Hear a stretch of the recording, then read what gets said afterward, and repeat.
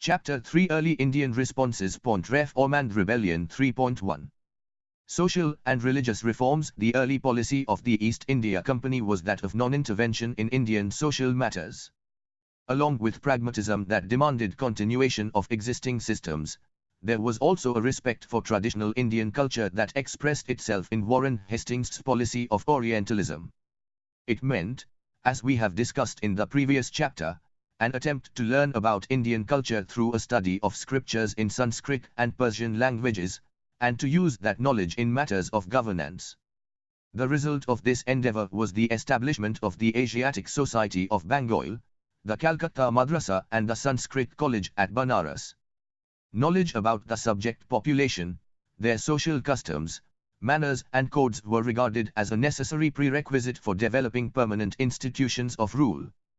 Hastings' policy to govern the conquered in their own ways and resist Anglicization thus reflected Orientalist ideological preferences and also political pragmatism. Since the end of Hastings' tenure, there was a gradual move towards cautious intervention in Indian social institutions. What contributed to this shift, as we have seen earlier, were several ideological influences in Britain, such as evangelicalism, utilitarianism and free trade thinking. While the utilitarians began to talk of appropriate social engineering and authoritarian reformism, the evangelists argued about the necessity of government intervention to liberate Indians from their religions that were full of superstitions, idolatry and tyranny of the priests. The free trade thinkers too wanted government intervention to free Indian economy from the shackles of tradition to ensure a free flow of trade. But the company's government was still tentative about interfering for fear of adverse Indian reaction. It could not do so unless a section of the Indian society was prepared to support reform. Such a group that would support wide-ranging social reforms in India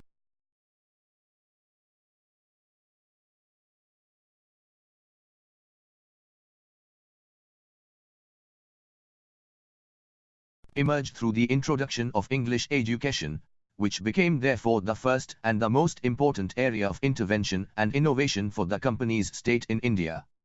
English education was introduced in India in the 18th century through the charity schools run in Calcutta, Madras and Bombay for the education of the European and Anglo-Indian children. The company supported these schools in various ways, but did not take any direct responsibility for the education of the indigenous population until 1813. Charles Grunt's advocacy of English education to be introduced in India fell on deaf ears before the Charter Act of 1793 for fear of political unrest. His major concern was, however, about the misrule of the company officials. The real hegemony of the British, he thought, could be established in India through a display of the superior moral and ethical values of the West as manifested in its Christian heritage. Christian instruction was the best guarantee against rebellion, as it would rescue the natives from their polytheistic Hinduism and make them parts of the assimilative project of colonialism. But the missionaries still remained banned from entering India for another 20 years. Despite the ban, the missionaries continued to use various ingenious means to arrive in the country and work for the dissemination of Western education, which they believed would lead to proselytization. Thus, while the Protestant missionaries started working from the Danish station in Madras from the early 18th century, the Srirampur Danish settlement near Calcutta became, towards the end of the century, the refuge of three Baptist missionaries, Dr. William Carey, Ward and Joshua Marshman. Apart from running a printery and translating the Bible into local languages, they also ran schools for both boys and girls.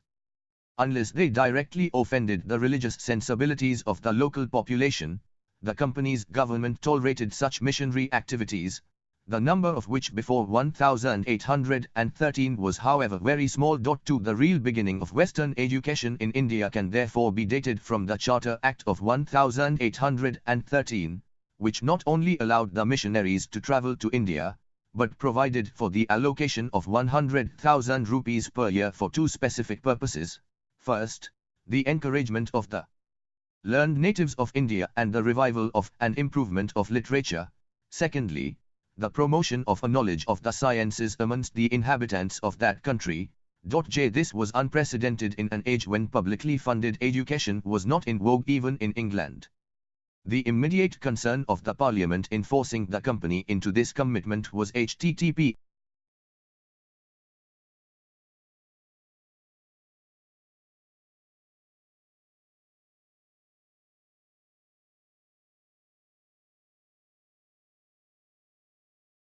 once again the corruption and degeneracy of its officials in India, but beyond that, there was also an agenda for greater territorial control. The officials rampantly exploited the country as they viewed it as a temporary territorial possession, argued Charles Grant. For so greater commitment to the development of the natives would provide a greater sense of security, or in other words, a sense of duty to the people would lead to the development of a context for greater consolidation of power. But this decision did not immediately decide the nature of education to be provided for the Indians, as this specific clause 43 was rather vague in its language and was open to interpretation. In official thinking in India, the Orientalist thoughts were still powerful, having received strong support in a then recent minute of Lord Minto, the Governor-General between 1806 and 1813. The new General Committee of Public Instruction was dominated by the Orientalists, who interpreted the clause to mean advancement of Indian classical literature and the sciences of the land. The program they chalked out was for the establishment of a Sanskrit college in Calcutta, 2 more Oriental colleges at Agra and Delhi, and patronage for the tolls and madrasas as institutions of indigenous learning. In the meanwhile, however, public attention in India was steadily being drawn away from this tradition of indigenous classical learning. Christian missionaries and European individuals like David Hurray started opening schools in all parts of India, where English became the medium of instruction. And then the Calcutta School Book Society and later Calcutta School Society, started in 1819, began to promote vernacular schools for elementary education. The tide seemed to shift decisively in the other direction when Raja Ram Mohan Roy sent a memorandum to the Governor-General protesting against the founding of the Sanskrit College in Calcutta. Roy represented a generation of Indians who believed that modernization of India would come through English education and the dissemination of knowledge of the Western sciences. The balance finally tilted in favor of the Anglicists when William Bentinck, a utilitarian reformist, took over as Governor-General in 1828 and Thomas Babington Macaulay was appointed the law member in his council in 1834. The latter was immediately appointed the President of the General Committee of Public Instruction.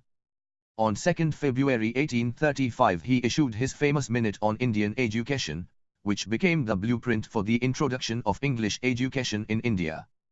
Full of contempt for Oriental learning, Macaulay's Minute asserted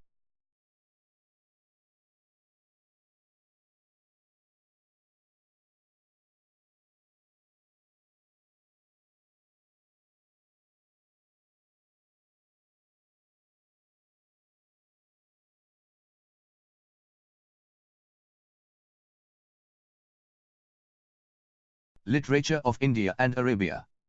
What he advocated, therefore, for the Indians was an education in European literature and sciences, inculcated through the medium of English language. Such an education, he argued, would create a class of persons between us and the millions whom we govern, a class of persons Indian in blood and color, but English in taste, in opinions, in morals and intellect. S. Bentinck immediately endorsed his proposals in an executive order of 7 March 1835, and did not budge from this position despite loud protests from the Orientalists. Thus, as Sabyasachi Bhattacharya has put it, a new education system was introduced in India, in which the task of producing knowledge was assigned to the metropolitan country, while its reproduction, replication and dissemination were left for the colonized people. 6. This was the beginning of the new modernization project for India. English education, as Gauri Viswanathan has argued, was present in India in various forms before 1835. But while previously English was studied in a classical fashion primarily as a language, the new shift was towards the study of literature as a medium of modern knowledge. English literature, it was believed, was an ideal representation of English identity, sanitized and abstracted from the more immediate history of exploitation and oppression. Moreover, it would inculcate an appropriate training in morality, ethics and correct behavior, and thus incorporate a group of natives into the structure of colonial rule, which was the main political agenda of Anglicism. 7 The major feature of this new English education policy was therefore the theory of downward filtration. It was not meant for the masses, but for the rich, the learned, the men of business, as C. Trevelyan described them, one as they already had a literate tradition, had eagerness as well as means to learn, and above all had sufficient leisure. Once these men were trained, they could act as teachers, and through them elementary education would percolate downward through regional languages, at much less public expenditure. Thus the whole indigenous society would benefit from Western knowledge and superior moral and ethical ideals. The reports of William Adam, recommending improvement of vernacular education through indigenous village schools were, therefore, ignored for being impractical and expensive. The same model of promoting English education and higher education at the expense of classical and vernacular learning as well as elementary education was extended also to the Bombay and Madras presidencies. However, in the northwestern provinces, Thomason, an enthusiastic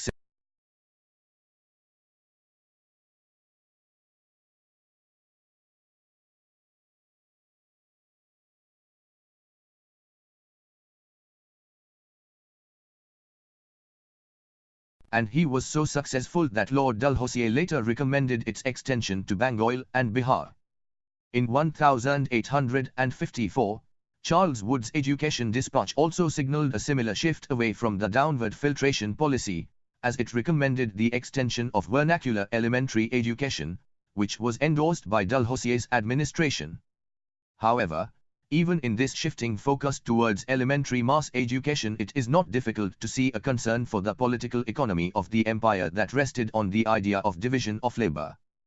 This policy proposed that while a relatively small group of highly educated Indians would be needed to man the subordinate positions in the administration, the wider population should also have useful and practical knowledge, in order to become good workers, capable of developing the vast resources of the empire, and also become good consumers valuing the superior quality of British goods requiring a market.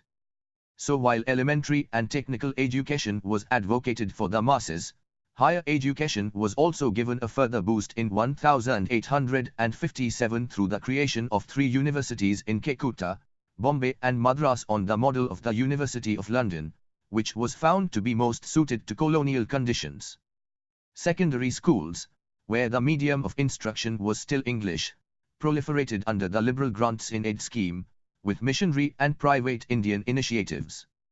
But these schools were required to charge fees, as free education, it was argued, would not be properly valued. 9. The scheme was replaced in 1859 by Secretary of State Stanley's idea of an education rate, and vernacular elementary education suffered most as a result. The Indian Education Commission in 1882 tried unsuccessfully to resolve the problem of duality in the education system by seeking to readjust the balance between higher English literary education for a few and elementary and technical education for the masses. It is desirable, its report said, that the whole population of India should be literate. And to ensure such general literacy it recommended special funds to be set apart particularly for the education of backward communities. 10. Yet, such backward groups as the vast community of Dalit or the untouchables, continued to be excluded from state schools, as their presence would drive away the higher caste pupils, who were meant to be the main target population for the colonial education system. This exclusion happened with the active support of the colonial bureaucracy, succumbing in the name of practicality to the pressures of the conservative sections of the Indian elite, many of whom had by now become grassroots-level functionaries of the empire. 11 British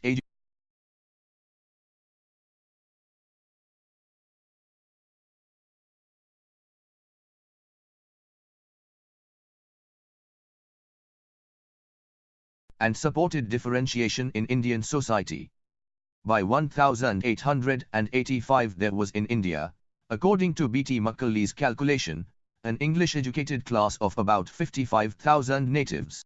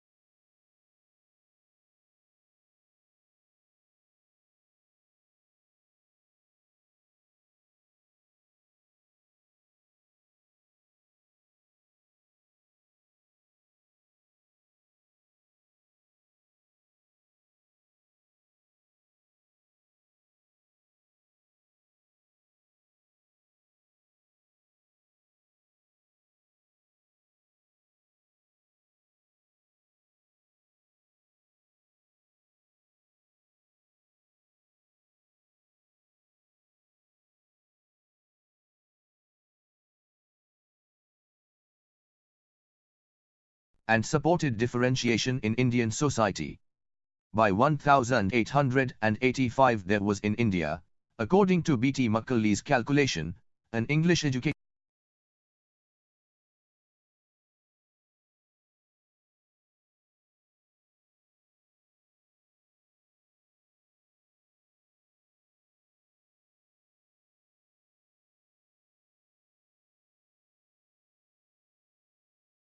English-educated class of about 55,000 natives.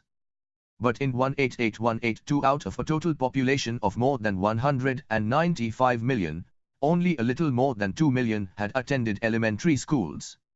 The impact of this differentiation on social and political development of India was indeed far-reaching. It was with various motives that English education was introduced in India and its continuous expansion sustained. For missionaries, it was supposed to open the gates for proselytization of the Indians. For utilitarians it was the ultimate fulfillment of Britain's imperial mission. Imparting education to natives is our moral duty, said Lord Moira in 1815.14. On the other hand, East India Company from the beginning of the 19th century was seeking to reduce the cost of governing India by Indianizing the subordinate positions in the administrative structure, particularly in the judicial and revenue branches. Manning the administration exclusively with Englishmen was no longer financially feasible, nor it was politically expedient. A proper education in English, the language spoken by the ruling class, as Macaulay defined it, was, therefore, a means to train them for such subordinate public services. However, speaking like the Englishman was not enough, they had to think and behave like Englishmen as well. This pedagogic enterprise of imperialism, therefore, was to inculcate a spirit of loyalty among its Indian subjects who would believe in its providential nature and its civilizing mission. Gauri Viswanathan has argued that the colonial education system deployed English literary studies in its curriculum as an instrument for ensuring industriousness, efficiency, trustworthiness, and compliance in native subjects. But as a moral study it did not function as effectively in India as it did in England. Firstly because there were not enough material rewards for liberal education in India. But more seriously because the educated Indians selectively adopted this knowledge and deployed it to interrogate colonial rule itself. See Chapter 4.3. So the colonial regime could never abandon the policy of using direct force to uphold its hegemony, and maintained for this purpose elaborate police and army establishments throughout the period. But its social control was certainly buttressed, as K. N. Panikkar argues as well, by an illusion created by ideological influences, which always remained the central concern of the imperial educational enterprises. 16 The Indians who were attracted to English education were predominantly Hindu upper caste males from middle and lower income.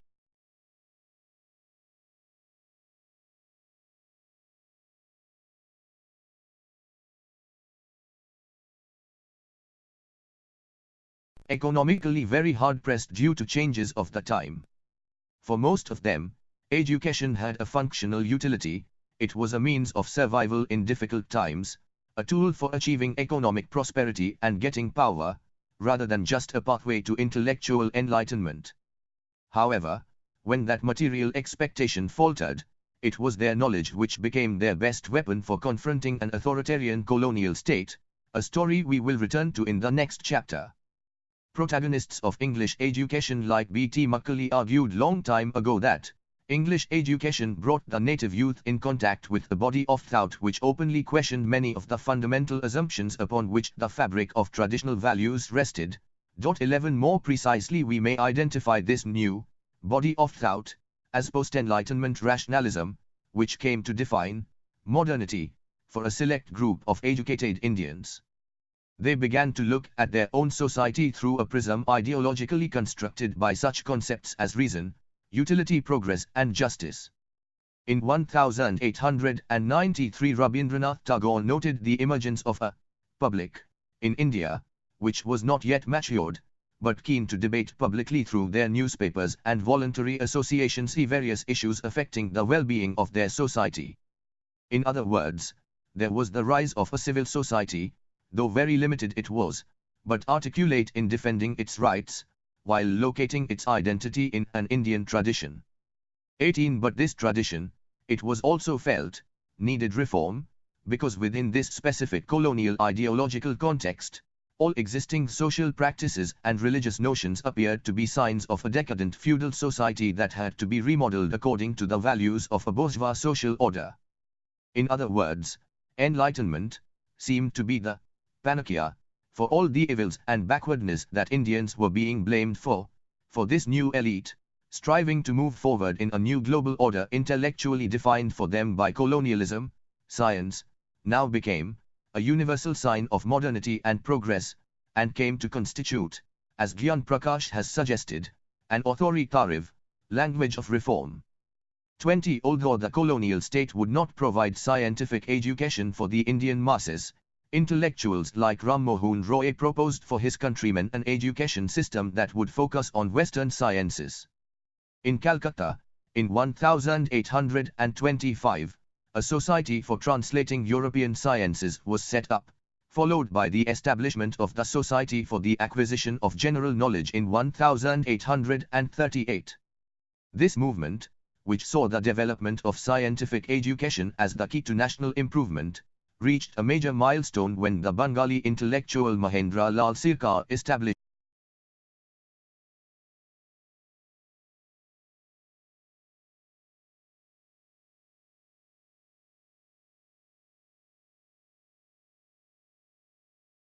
Indian Association for the Cultivation of Science. And if this discourse was first started by a small circle of enlightened Calcutta elite, it was soon universalized, as it spread to other provinces through the development of a new print culture.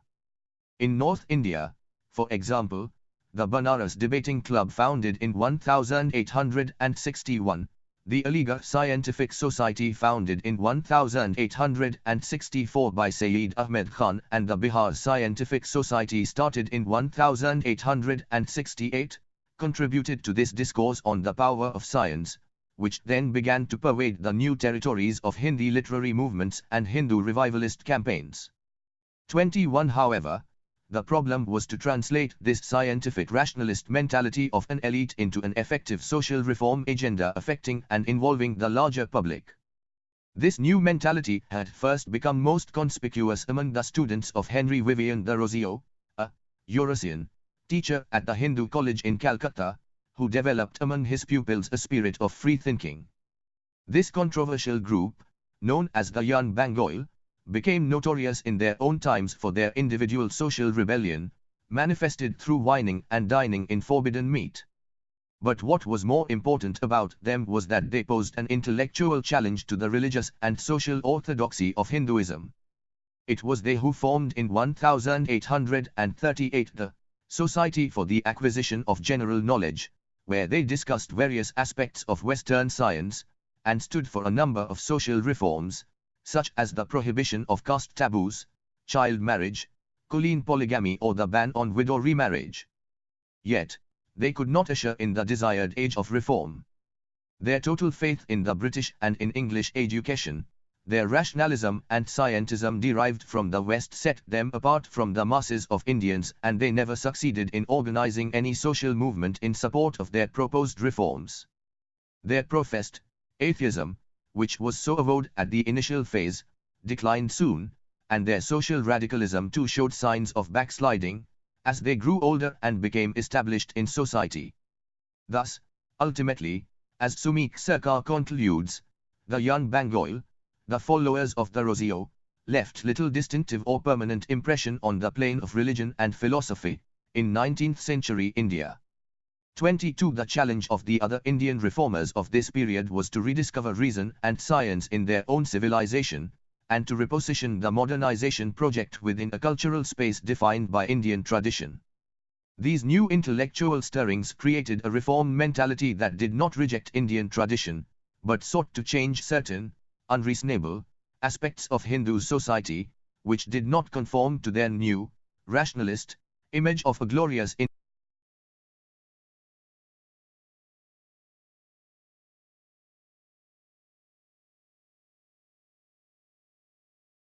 Provided legitimacy to the reform agenda of the utilitarian reformers like William Bentinck.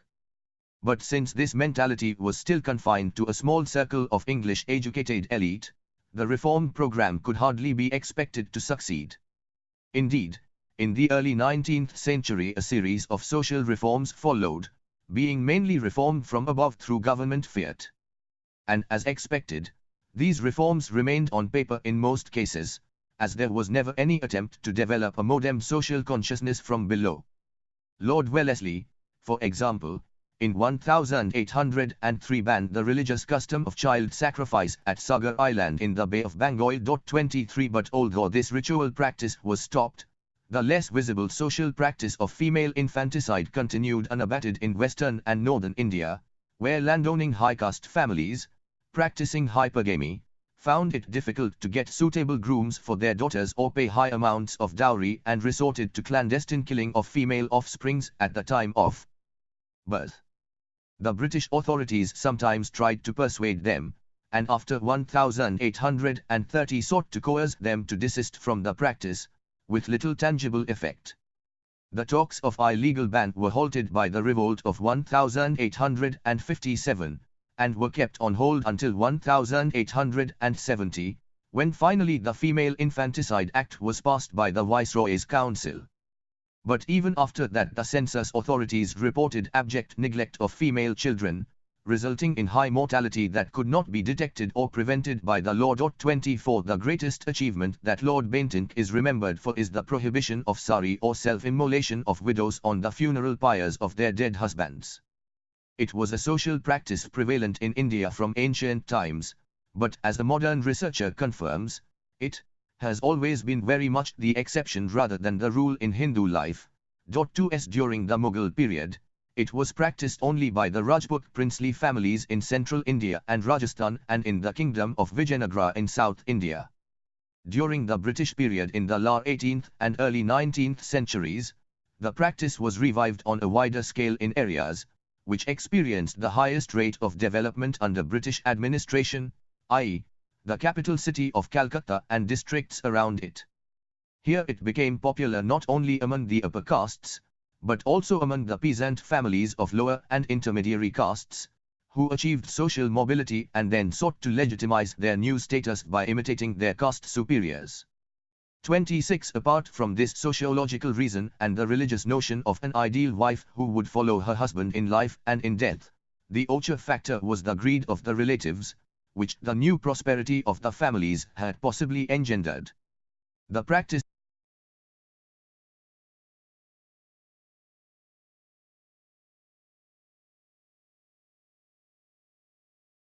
most widespread in those areas where the Dayabaga school of personal Hindu law was applicable.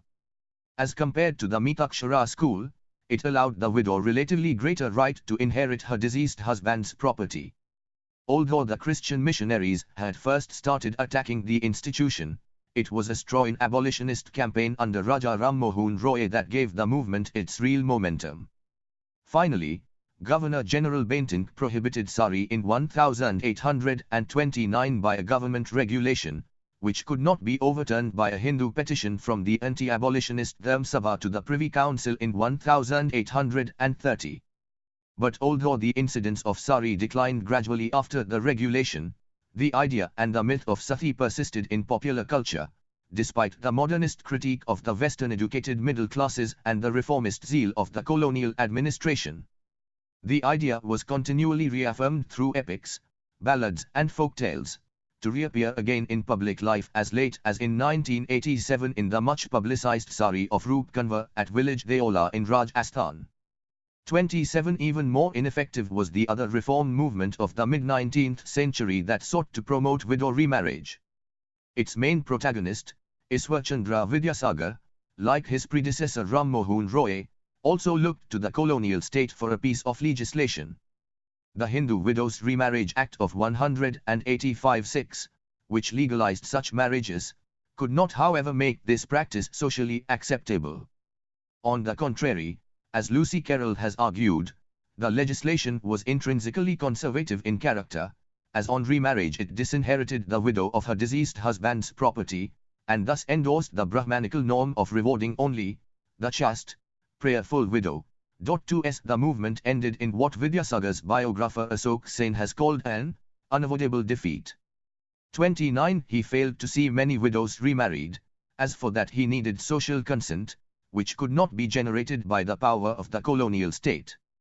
As a result, not only the practice of widow remarriage remained rare and exceptional among the educated classes in Bengal, but in the next few decades the taboo came to be further universalized and it became a forbidden practice even among the lower orders. The situation was no different in Western India where as early as 1841 an anonymous Maharashtrian Brahman reformer had advocated remarriage of infant widows as a measure to control their sexuality and make their reproductive capacity socially useful.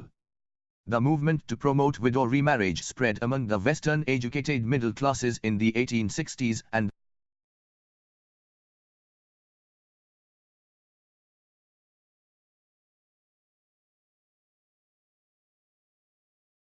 reformers and their detractors also became harper and bitter.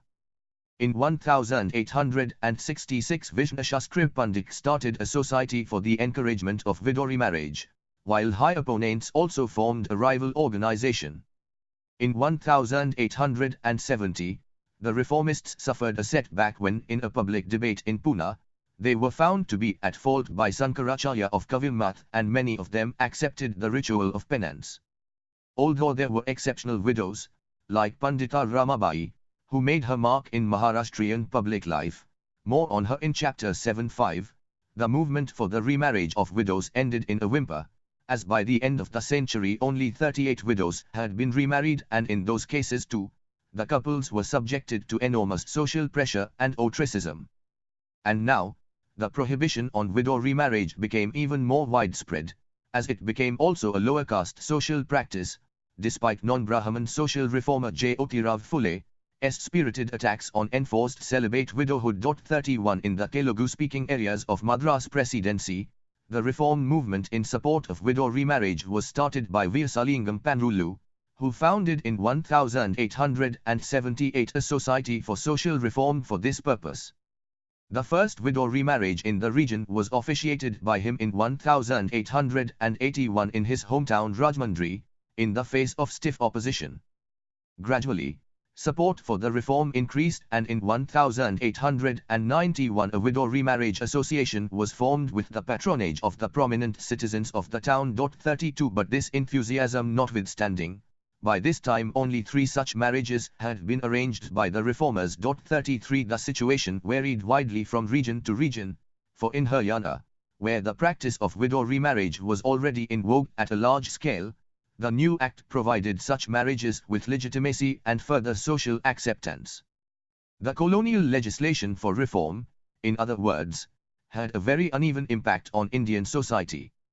In Bengal, Vidyasagar continued his reform movement, directing it against polygamy and later child marriage and finally secured an Age of Consent Act in 1860 which fixed the age of consent for the consummation of marriage at 10 years for women. Lay was raised to 12 by another legislation in 1891, more details in chapter 5.2, but as census statistics show, child marriage continued to be a widely practiced social custom among all the castes, high and low alike, well into the 20th century. 35 reformed from above, more specifically through legislation, remained ineffective in other areas too, where it was directed against specific or organized religious or social practices. The British conquest of the Deccan and central India by the beginning of the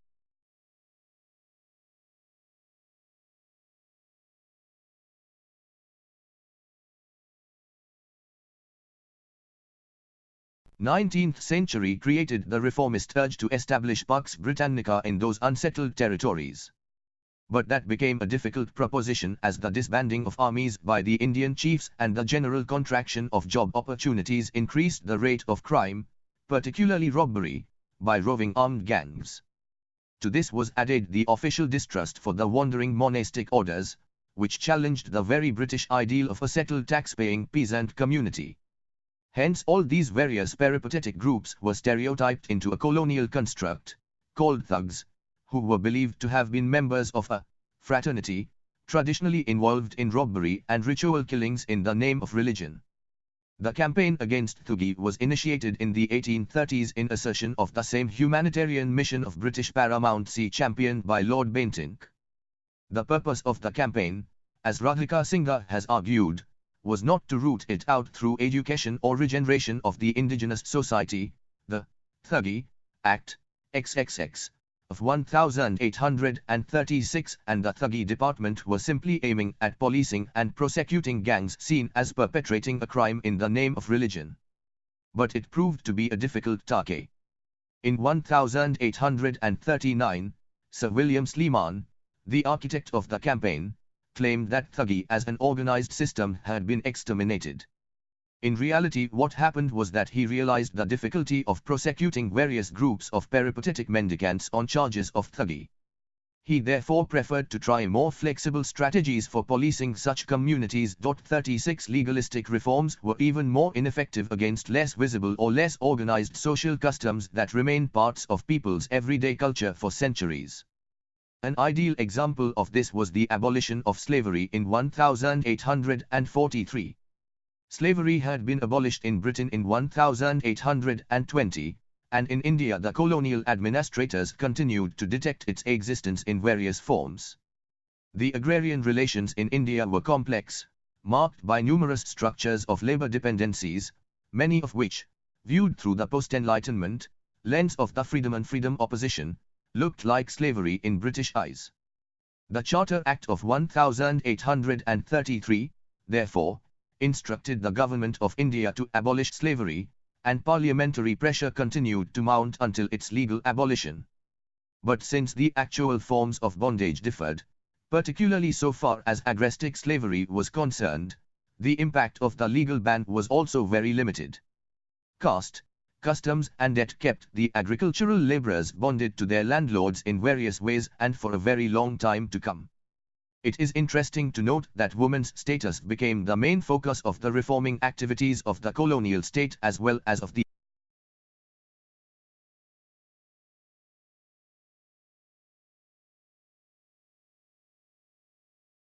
educated Indians. To a large extent it was the result of a comparative civilizational discourse of the colonial period. In other words, when civilizations were ranked, one of the major criteria was the position of women, and it was here that the Indians were increasingly under attack by the Western observers, from missionaries to civilians. To put it differently, Indian civilization was despised because it assigned such a low status to women. This gender question was a key issue for James Mill, condemning Indian civilization in his The History of British Landia. 3b So the Indian intelligentsia responded to this civilizational critique by advocating and supporting reforms to improve the status of women in Indian society.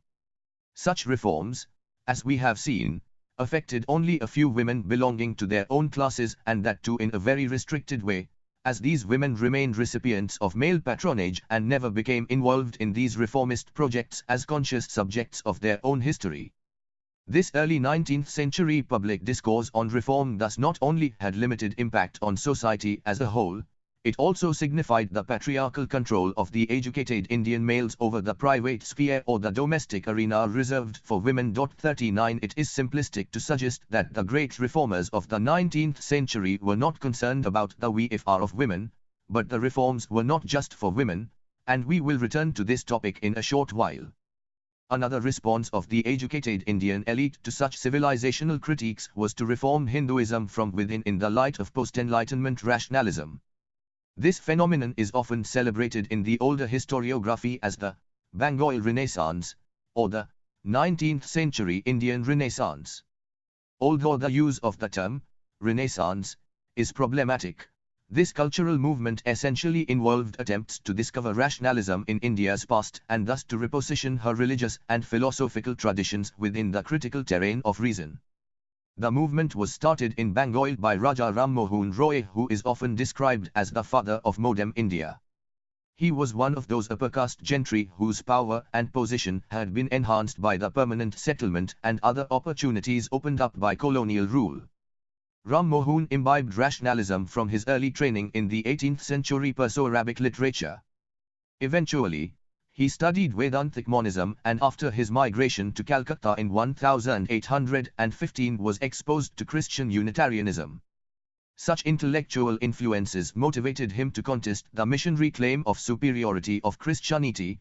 His answer was to reform Hinduism in the light of reason, by going back to its purest form as enshrined in the Vedanta texts.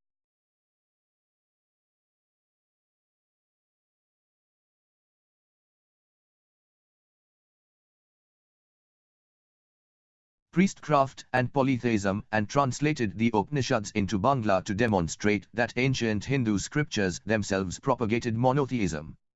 Roy's first organization, Atmiya Sabha, founded in Calcutta in 1815, eventually took the shape of Brahmo Samaj in 1828. It emerged as a major religious movement of the middle-class educated Bengalis, based on the essential principle of monotheism. After Roy's death in 1833, the leadership of the Brahmo movement was taken over by Debendranath Tagore, who provided the movement with a better organizational structure and ideological consistency. 41 But the movement was actually taken out of the limited elite circles of Calcutta literati into the district towns of East Bengal by Bijoy Krishna Goswami and Keshab Chandra Sen in the 1860s. Goswami bridged the gap between Brahmoism and the popular religious tradition of Rationalism, while Sen's specific focus was to reach larger numbers of non-westernized Bengalis in the eastern Gangetic plains and to take the movement outside Bengal to other provinces of India. 42 If missionary activities had been one major contribution of Keshab Sen to the Brahmo movement, the other contribution was a renewed attention to social reforms. He brought in some amount of radicalism into the movement, by attacking caste system, by focusing on the question of women's rights, by promoting widow remarriage and intercaste marriages, and by raising the issue of caste status of the Brahmo preachers, a position hitherto reserved for the Brahmins alone. But this radicalism also brought the first rift within the Brahmo movement. Basically, as Meredith Bortwick has shown, it was a schism between Keshab's followers, for whom social progress and reform were more important than anything else, and the followers of Debendranath, who preferred to maintain their identification with Hindu society. The former in 1866 established their Brahmo Samaj of India, while the latter sought to retain their identity under the rubric of Adi, original, Brahmo Samaj. These developments signified the perennial dilemmas of Indian modernization, which continuously sought to be rooted in Indian traditions. This rift was, as it became clear soon, more about an identity crisis than about any fundamental difference of ideology. While some of the Brahmos wanted to define themselves as separate from the Hindus, others began to seek a position within the great tradition of Hinduism. The crisis deepened and the chasm expanded when the Brahmo Marriage Act was passed in 1872. It legalized Brahmo marriages, which allowed intercaste and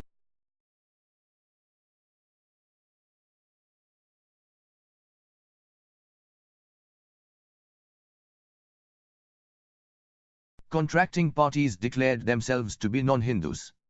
As a result, the act never became very popular.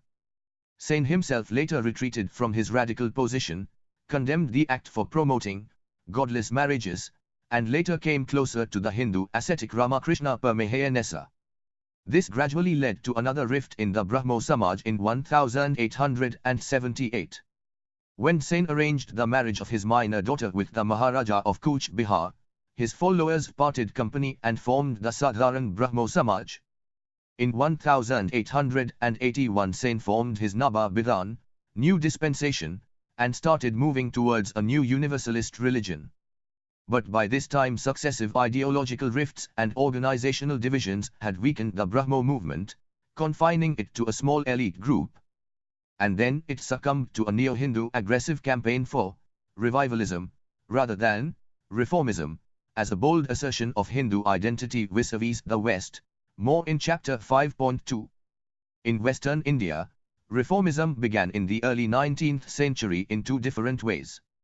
One was the Orientalist method of exploring and translating ancient Sanskrit texts and rediscovering in them the glories of Indian civilization. The most notable Chola reformers involved in this project were K.T. Tellon, V. N. Mandalik and above all, Professor R.G. Bhandakar. The other trend was represented by the more direct method of social reform attacking such institutions as caste system or prohibition of widow remarriage.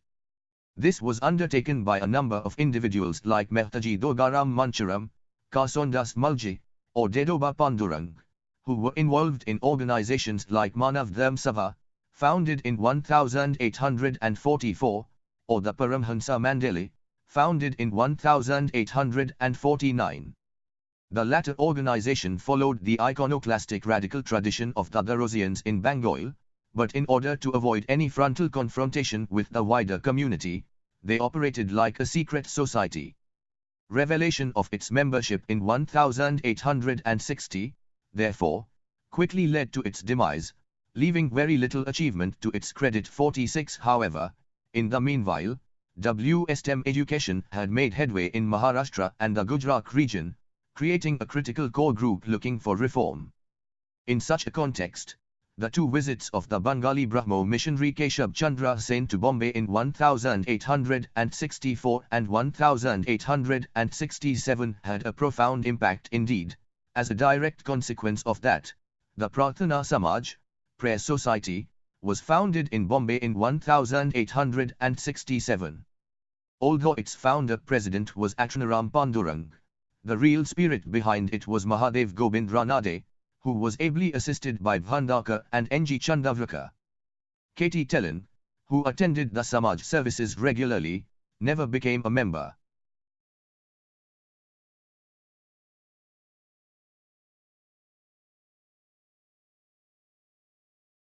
Personalities in this new organization were STEM-educated Marathi Brahmins.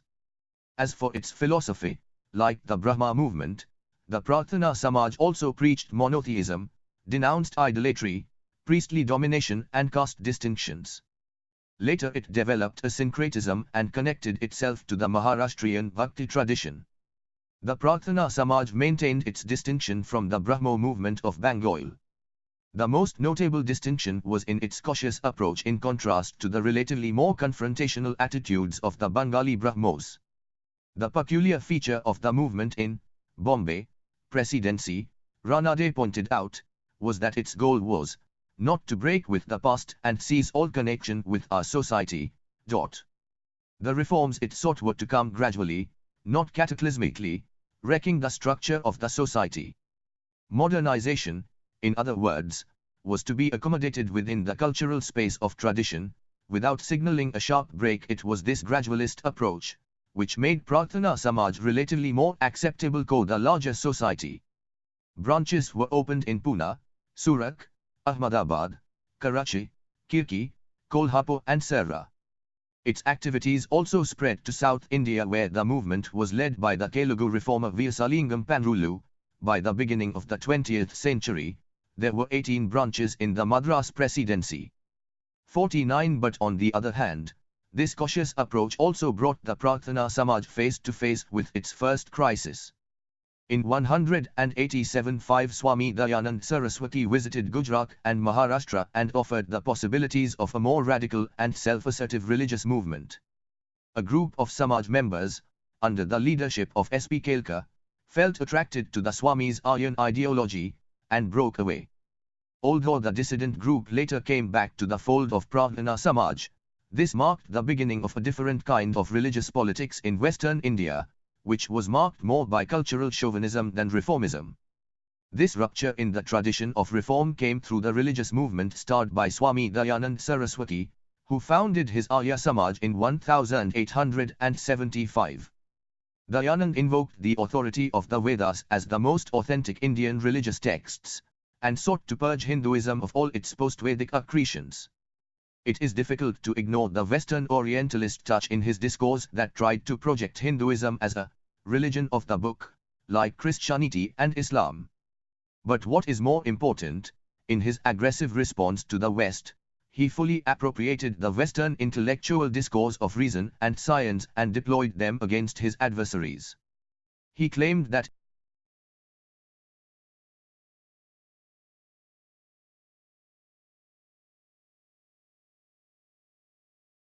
the Vedas alone contained scientific truths, and therefore, the religion based on these texts was superior to Christianity and Islam. 51. On the authority of the Vedas, he attacked idolatry, polytheism, ritualistic religion dominated by the Brahman priests, condemned child marriage and stood for widow remarriage, intercaste marriages and female education. Interestingly, these were the reforms that the Western reformers were advocating. He also denounced untouchability and repudiated caste system. For more on this see chapter 7.2, but at the same time, he upheld the fourfold Varma division, thus retaining the core of the Indian social organization. S3. His aggressive reformism failed to convince the orthodox Hindus, or even the Brahmas, and remained marginal in eastern and western India, but it received warm acceptance in Punjab and the northwestern provinces. At the time of his death in 1883 there were Arya Samaj branches all over this region, and it was from this time on that the movement became more and more popular and also more aggressive. The moderates among his disciples, who chose to focus on education and community work, were gradually marginalized after 1893, while a militant group under Pandit Guru Dukh and Pandit Lake Ram launched a militant campaign for preaching the religion of the Vedas, attacking the Muslims and retrieving lost ground by initiating Suddhi or reconversion of those who were lost to the three proselytizing religions of Christianity, Sikhism and Islam. And then in the 1890s the Arya Samaj became intensely involved in the cow protection movement, thus moving decisively from reformism to revivalism, a topic that we will return to in chapter 5. What needs to be focused here though are some of the special features of these social and religious reform movements of the 19th century, which made such transformation possible. These movements, first of all, had remained confined to a narrow social space, as the reformist spirit appealed only to a small elite group, who were primarily the economic and cultural beneficiary of colonial rule. In Bengal, the reform movement involved only a small number of Western-educated elite who were known by the general term Bibiyadrolok, gentlefolk. These were the new men, who had made money as junior partners of the English officers and free merchants, consolidated their position as small landholders under permanent settlement and later took advantage of English education to fill in the various new professions and subordinate administrative positions. Socially, they were mostly Hindus, and though caste was not a major criterion for membership, most of them belonged to the three higher castes, Brahman, Kayastha and Bedya.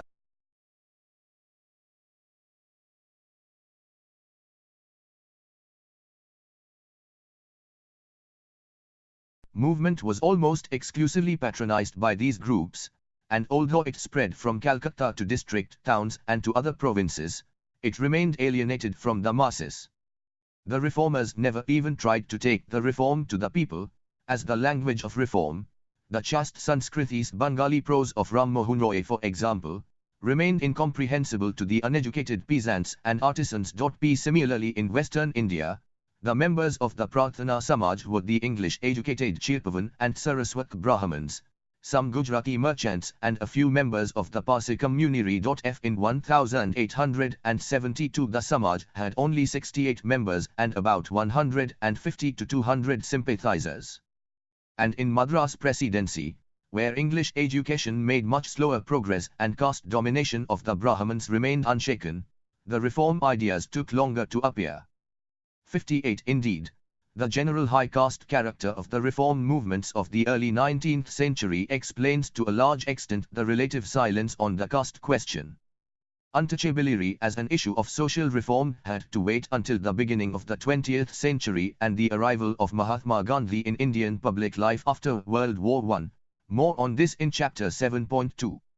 Lacking in a broad social base, the reformers of the early 19th century thus exhibited an intrinsic faith in the benevolent nature of colonial rule and relied more on legislation for imposing reform from above. There was very little or no attempt to create a reformist social consciousness at the grassroots level, where religious revivalism later found a fertile ground. Equally important is the colonial character of the reforms, as the Indian reformers' positions in a significant way mirrored the colonial mind and therefore also the ambivalence of the colonial policy planners. The dominant colonial assumption of the time was that religion was the basis of Indian society and this religion was encoded in the scriptures. This colonial perception assumed a total submission of the indigenous society to the dictates of the scriptures. Social evils were thought to be the results of distortion of scriptures by self-seeking people, in this case the cunning Brahman priests who had a monopoly over this textual knowledge. The civilizing mission of the colonial state was thus seen to lie in giving back to the natives the truths of their own little read and even less understood Shastras. Lara, Money, 1998, has argued that the whole debate over sari was grounded in scriptures. The colonial government decided to prohibit it only when it was convinced that the custom was not enjoined by the scriptures. As the colonial rulers gave supreme importance to scriptures, the Indian reformers too, as well as their detractors,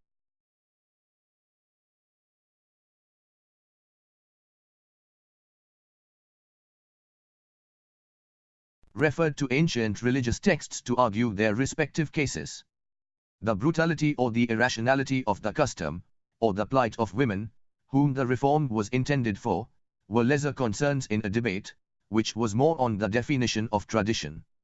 In Mani's words, women are neither subjects nor objects but, rather, the ground of the discourse on sati, women themselves are marginal to the debate. S9 The same thing can be said of the debate on widow remarriage. S. And later, on the prohibition of female infanticide. 61 The scriptures, lately valorized by the Orientalists, thus provided legitimacy for social reforms and women were denied agency in their own emancipation.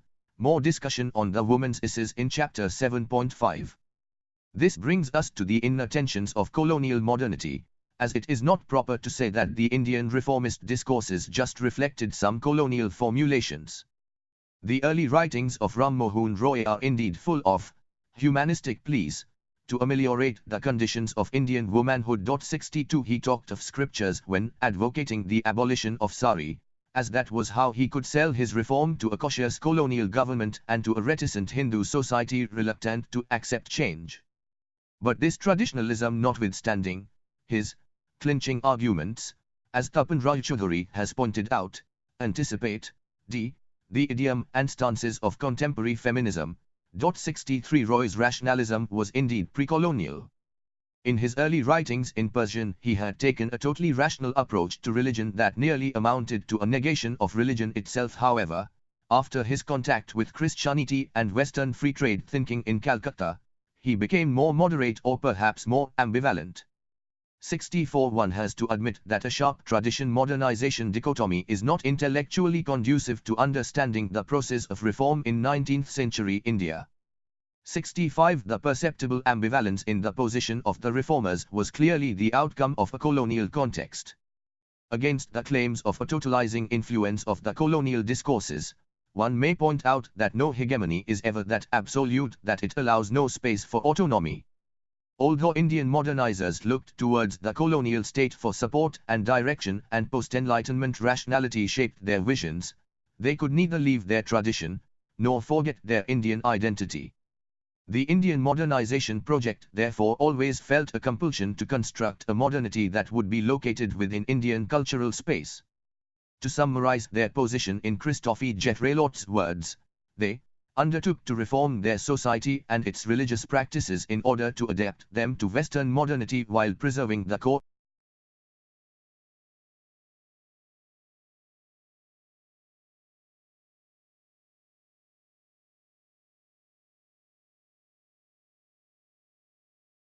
of Hindu tradition. 66 It was through this project that the cultural essence of Indian nationhood, its difference from the colonizing West, were gradually imagined by the Indian intelligentsia. However, the inherent ambivalence or tensions within this cultural enterprise later made it appear weak and rendered it vulnerable to the more aggressive assertion of tradition in the late 19th century. This later cultural movements too, as we shall see, were involved in a complex intellectual project of interrogating and adjusting at the same time to the colonial constructs of Indian tradition. 3.2 Peasant and tribal uprisings. When the elites of the Indian society were busy in initiating religious and social reforms to change their society from within to answer the moralistic critiques of the West, the rural society was responding to the imposition of colonial rule in an entirely different way. In contrast to the urban intelligentsia, who were also the chief beneficiaries of colonial rule, the response of the traditional elite and the peasantry, who were losing out as a result of colonial impositions, was that of resistance and defiance, resulting in a series of unsuccessful attempts at restoring the old order. Not that peasant revolts were unknown in Mughal India, indeed, they became endemic in the first half of the 18th century as the rising revenue demands breached the Mughal compromise and affected the subsistence provisions of the peasants, and the Mughal provincial bureaucracy became ever more oppressive and rigorous in collecting it. Chapter 1.1. The tendency became even more pervasive as the colonial regime established itself, enhanced its power and introduced a series of revenue experiments, the sole purpose of which was to maximize its revenue income. Resistance to colonial rule was therefore as old as the rule itself. In the late 18th and early 19th centuries, the revenue reforms of the company's government had fundamentally affected and altered the Indian rural society. To get an overview of this new structure, we may follow the general model developed by Daniel Thorner and D. N. Dhanagr 67, allowing, of course, possibilities of variation in different regions. The first group in this model consisted of landlords holding proprietary rights over large estates, usually consisting of several villages. They were an absentee rentier class with little or no interest in land management or improvement of agriculture. The second group consisted of rich peasants, who could again be subdivided into two subgroups, i.e., the rich landowners and rich tenants. The first group held proprietary right in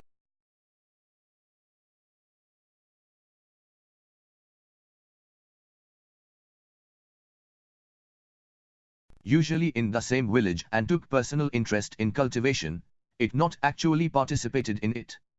The rich tenants, on the other hand, had substantial holdings, enjoyed security of occupancy rights and paid nominal rents to their landlords. The third group consisted of middle peasants, who could again be subdivided into a. Landowners of medium-sized holdings or self-sufficient peasants who cultivated with family labor, and b. Tenants with substantial holdings paying higher rents than the other privileged tenants. The fourth group included the poor peasants, i.e., the landowners with small holdings not sufficient to maintain their families, tenants with small holdings with little or no tenurial security, and the sharecroppers or tenants at will. The last or fifth group, according to Dhanagr, consisted of the landless laborers. The structure described above is, however, an arbitrary classification based on production relationship, and not all the categories could be seen in all the regions. More generally, it was a pyramidal agrarian society, with 65 to 70% of the agricultural population being non-owners of land.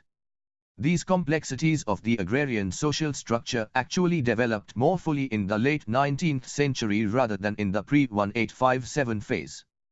During the latter period, very broadly, to follow David Hardiman's taxonomy, the Indian agrarian society could be fitted into three categories: the rural magnates who were gradually building on their power as landlords, the rich peasants or peasant farmers, and the poor peasants. 6 As it is often argued that the rich or the middle peasantry, being more independent, were always potentially the more radical elements to inebriate and sustain peasant rebellions.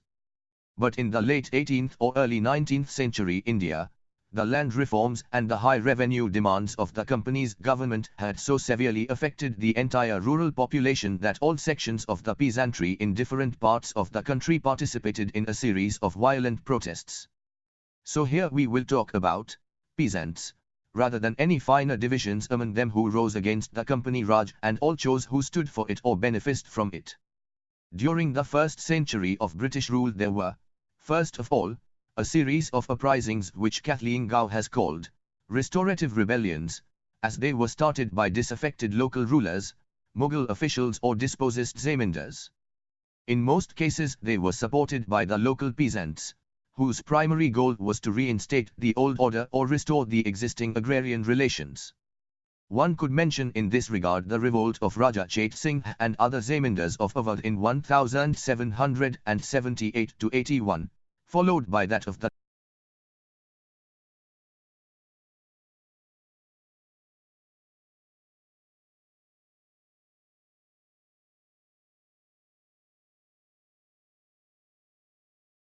Nawab of Awadh, Vizier Ali in 1799.69. The troubles here continued into the 1830s, particularly in the northern and southern parts of Awadh, causing problems for the revenue collectors.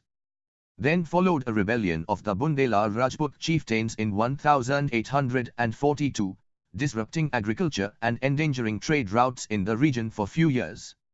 In the south, in the Tirunelveli district of North Erkot and the ceded districts of Andhra, between 1799 and 1805 the Madras government faced stiff resistance from the local chiefs called the Polygars. While the company's government treated them as just zamindars holding military service tenures, in local peasant societies they were regarded as sovereigns inheriting power from the pre-Muslim Vijayanagara kingdom. So when they put up resistance to the company's troops, they were openly supported by the local peasant societies and were even treated as folk heroes. 70 Also in the south, there was the revolt of Pazhassi Raja which rocked Malabar in 1796-1805. Followed by the insurrection of Veluthampi, the Prime Minister of the Travancore state, who commanded a large army of professional soldiers and peasant volunteers. All these armed rebellions were, however, put down eventually by the British Army. In some cases the rebels were later reinstated with more lenient revenue terms. But more generally, they were suppressed with what Gow calls exemplary savagery. 71 The peasants themselves often on their own initiative offered resistance to British rule. The Rangapur rebellion of 1783 in the northern districts of Bengal is an ideal example of such opposition. In the early days of revenue farming system, the peasantry was oppressed by the revenue contractors and company officials, imposing high revenue demands and often collecting illegal cesses. The worst offenders were revenue contractors like Debe Singh or Gangejobinda Singh, who had unleashed a reign of terror in the villages of Rangapur and Dinajpur districts. The peasants initially sent a petition to the company's government asking for redress. But when their appeal for justice went unheeded, they organized themselves, elected their own leader, raised a huge army, equipped themselves with primitive bows, arrows and swords and attacked the local kachari, a court of law, looted grain stores and forcibly released prisoners. Both Hindu and Muslim peasants fought side by side and stopped paying revenue. The rebels sought to legitimize their movement by invoking what Sugra Bose has called the symbols of the pre-colonial state system. They called their leader, Nawab, started their own government and levied charges to meet the costs of their movement. On Debe Singh's appeal, the company's government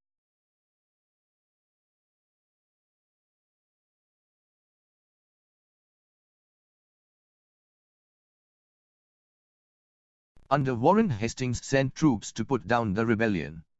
Its brutal suppression was, however, followed by some reforms in the revenue farming system. 11 Similarly in the south, the final overthrow of Tipu Sultan and reinstatement of the old ruling dynasty of Mysore brought in enhanced revenue demands that fell ultimately on the peasants.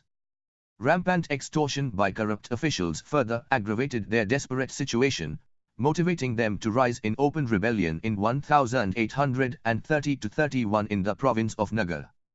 Here too the rebels elected their own leaders, defied the authority of the Mysore rulers and ultimately bowed down to the advancing British troops. In many of the peasant movements of this period, religion played an important role in providing a discursive field within which the peasants understood colonial rule and conceptualized resistance. In other words, their religion defined their ideology of protest. The earliest of these was the Sannyasi and Fakir rebellion, which rocked northern Bengal and adjacent areas of Bihar between 1763 and 1800. The Desnami Sannyasis, known for their martial tradition, were involved in landholding, monsolettling and trade in raw silk, piece goods, broadcloth, copper and spices. The Madari Fakirs, who traced their origin from the Sufi order initiated by Shah Madar, enjoyed rent-free tenures and retained armed followers during the Mughal days. Both these groups of armed wandering monks were affected by the company's high revenue demands, resumption of rent-free tenures, and commercial monopoly. And then, their ranks were inflated by the sufferers from the famine of 1769-70, a large number of aggrieved small zamindars, disbanded soldiers and the rural poor. The remarkable philosophical affinity between the two religious orders, their mutual relationship, organizational network and communication with the followers, facilitated mobilization of the rebels. 73 However, what made the conflict inevitable was the company state's unwillingness to tolerate such wandering bands of armed monks, who would seriously challenge its cherished ideal of a settled peasant society in Bengal that would regularly pay revenue without resorting to resistance.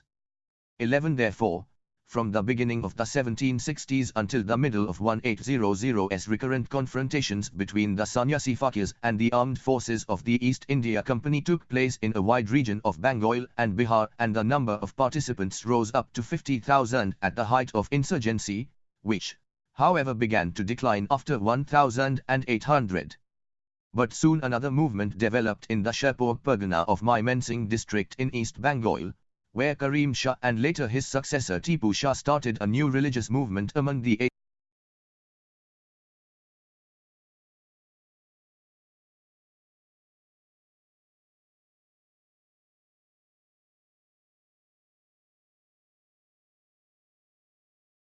Hinduist Yavanbialists like the Garos, Hajans and Hadis.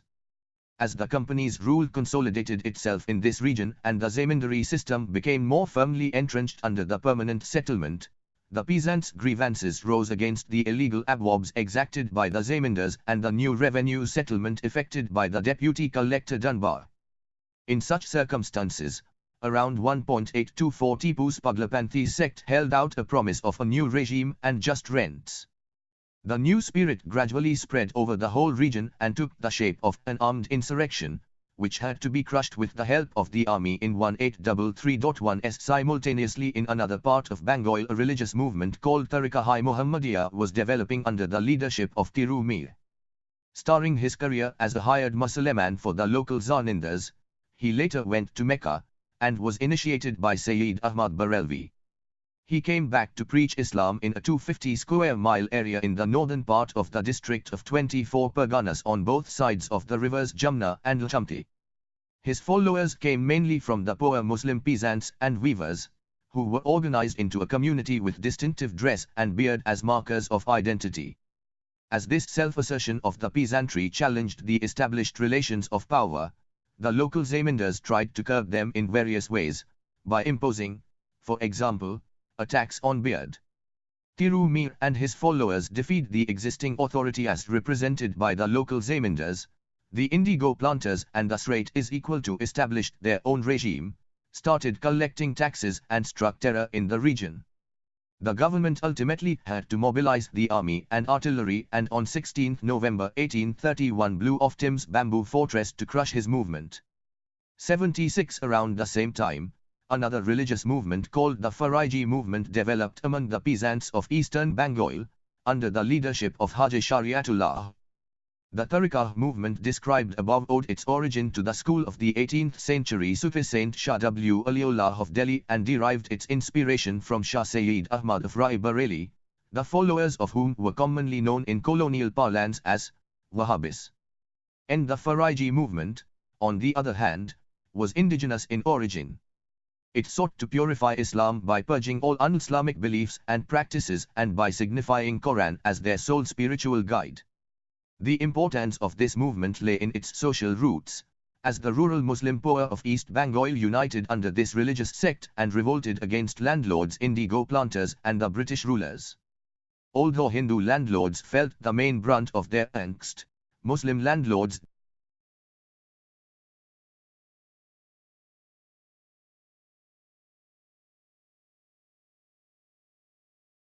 feel safe either.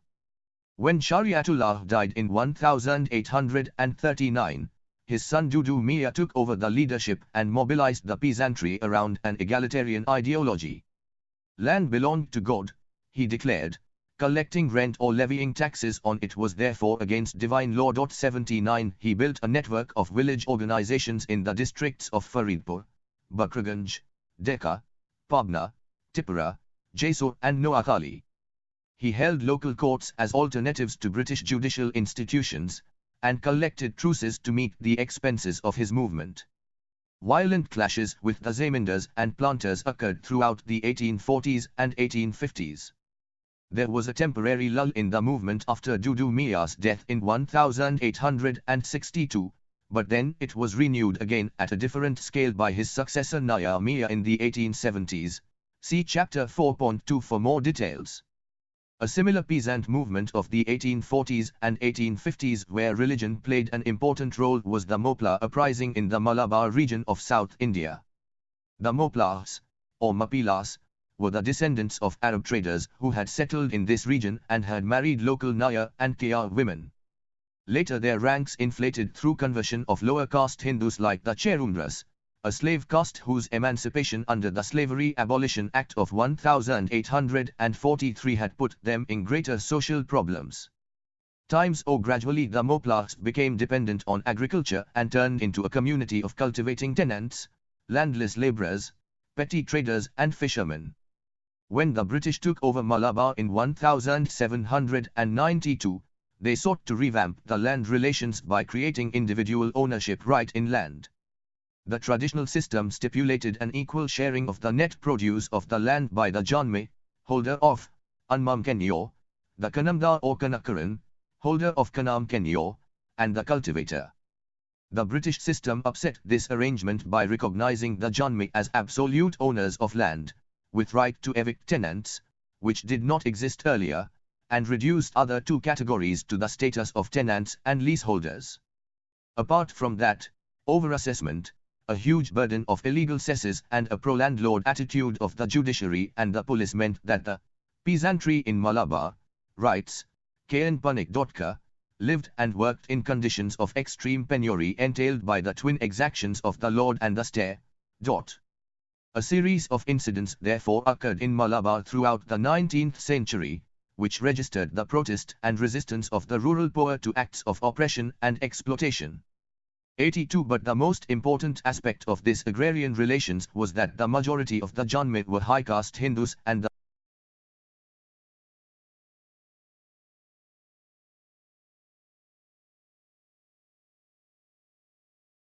Muslim Moplas. Within this social matrix, the traditional Muslim intellectuals, like Omar Qazi of William Kohli, Sayyid Alawi Tangle and his son Sayyid Fazl Pukoya Tangle of Mamburam and Sayyid Sanaullah Makta Tangle, played an important role in revitalizing a popular ideological domain where religion and economic grievances intermingled to produce a mentality of open resistance. Mosques became the centers of mobilization and the targets were the Hindu Janme, their temples and the British officials who came to their rescue. 3 serious incidents occurred in Manjeri in August 1849, in Kulathu in August 1851 both in South Malabar and in Matano in the north in January 1852. British armed forces were deployed to suppress the revolt. The repressive measures restored peace for about 20 years, But then the Moplahs rose again in 1870 and the events followed a similar trajectory. See Chapter 4.2. Some of the peasant rebellions in pre-1857 India were participated exclusively by the tribal population whose political autonomy and control over local resources were threatened by the establishment of British rule and the advent of its non-tribal agents. The Bhils, for example, were concentrated in the hill ranges of Khandesh in the previous Maratha territory. British occupation of this region in 1818 brought in the outsiders and accompanying dislocations in their community life. A general Bhil insurrection in 1819 was crushed by the British military forces, and though some conciliatory measures were taken to pacify them, the situation remained unsettled until 1831 when the Ramoshi leader Umaji Raje of Purandar was finally captured and executed. The Bhils' local rivals for power, the Kolis of Ahmednagar district, also challenged the British in 1829, but were quickly subdued by a large army contingent. The seeds of rebellion, however, persisted, to erupt again in 1844-46, when a local Koli leader successfully defied the British government for 2 years. 83 Another major tribal revolt, the Kol uprising of 1831-32, took place in Chota Nagpur and Singhbhum region of Bihar and Orissa. In these areas, they used to enjoy independent power for centuries. But now British penetration and imposition of British law posed a threat to the power of the hereditary tribal chiefs. And the Raja of Chota Nagpur started evicting tribal peasants by farming out land to outsiders for higher rents. This settlement of non-Bils and constant transfer of land to merchants and moneylenders, generally referred to as the Sud or outsiders, led to a popular uprising, as their plea for justice failed to move the authorities. The forms of rebellion consisted of attacks on the properties of the outsiders, but not their lives. Plunder and arson, in other words, were the chief modes of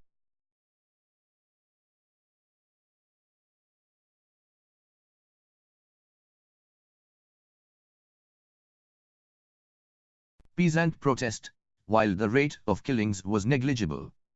But the rebellion wiped off the Raj from Chota Nagpur in a matter of weeks. The British army had to move in to quell the disturbances and restore order. The most effective tribal movement of this period was, however, the Santal Hul rebellion of 1855-56. The Santals lived scattered in various districts of Cuttack, Galbhum, Manbhum, Birbhum, Chota Nagpur, Palamoy, Hajaribagh, Midnapur, Bankura and Birbhum in eastern India. Driven from their homeland, they cleared the area around the Rajmahal hills and called it the Minaiko. They were gradually driven to a desperate situation as tribal lands were leased out to non-Santal zamindars and moneylenders. To this was added the oppression of the local police and the European officers engaged in railroad construction. This penetration of outsiders caused by the Santals completely destroyed their familiar world, and forced them into action to take possession of their lost territory. In July 1855, when their ultimatum to the zamindars and the government went unheeded, several thousand Santals, armed with bows and arrows, started an open insurrection against the unholy trinity of their oppressors, the zamindars, the Mahajans and the government. 85 The insurrection spread rapidly, and in a wide region between Bhagalpur and Rajmahal the company's rule virtually collapsed, spreading panic in government circles. At this stage the Santal rebels were also being actively helped by the low-caste non-tribal peasants. This invited brutal counterinsurgency measures. The army was mobilized and Santal villages were burnt one after another with vengeance. According to one calculation, out of 30 to 50,000 rebels, 15 to 20,000 were killed before the insurrection was finally suppressed. 16 Henceforth, the British government became more cautious about them, and the Santal inhabited areas were constituted into a separate administrative unit, called the Santal Parganas, which recognized the distinctiveness of their tribal culture and identity. The peasant rebellions described above are only the more prominent ones in a long list of other similar movements that took place across the subcontinent. Any generalization about their origins and nature is risky. Yet in a very broad sense it can be said that the changing economic relations in the colonial period contributed to peasant grievances, and their anguish found expression in these various rebellions. Indian peasant economy in pre-colonial period was based on a subsistence ethic. The peasants did not bother about how much was taken away from them. In an environment of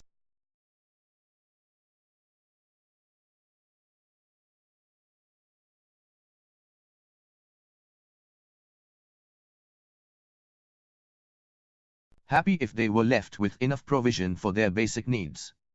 The pre-colonial Mughal compromise, as described earlier, Chapter 1, broke down in the 18th century, as surplus extraction became more vigorous. This affected the peasants' subsistence provisions and resulted in recurrent peasant revolts. The colonial revenue system only strengthened that process. But there was more change than continuity in the colonial agrarian economy, as we have seen in the previous chapter. Colonial endeavor to draw Indian economy into the world capitalist system and attempts to develop capitalist agriculture had in many cases a devastating impact on agrarian relations.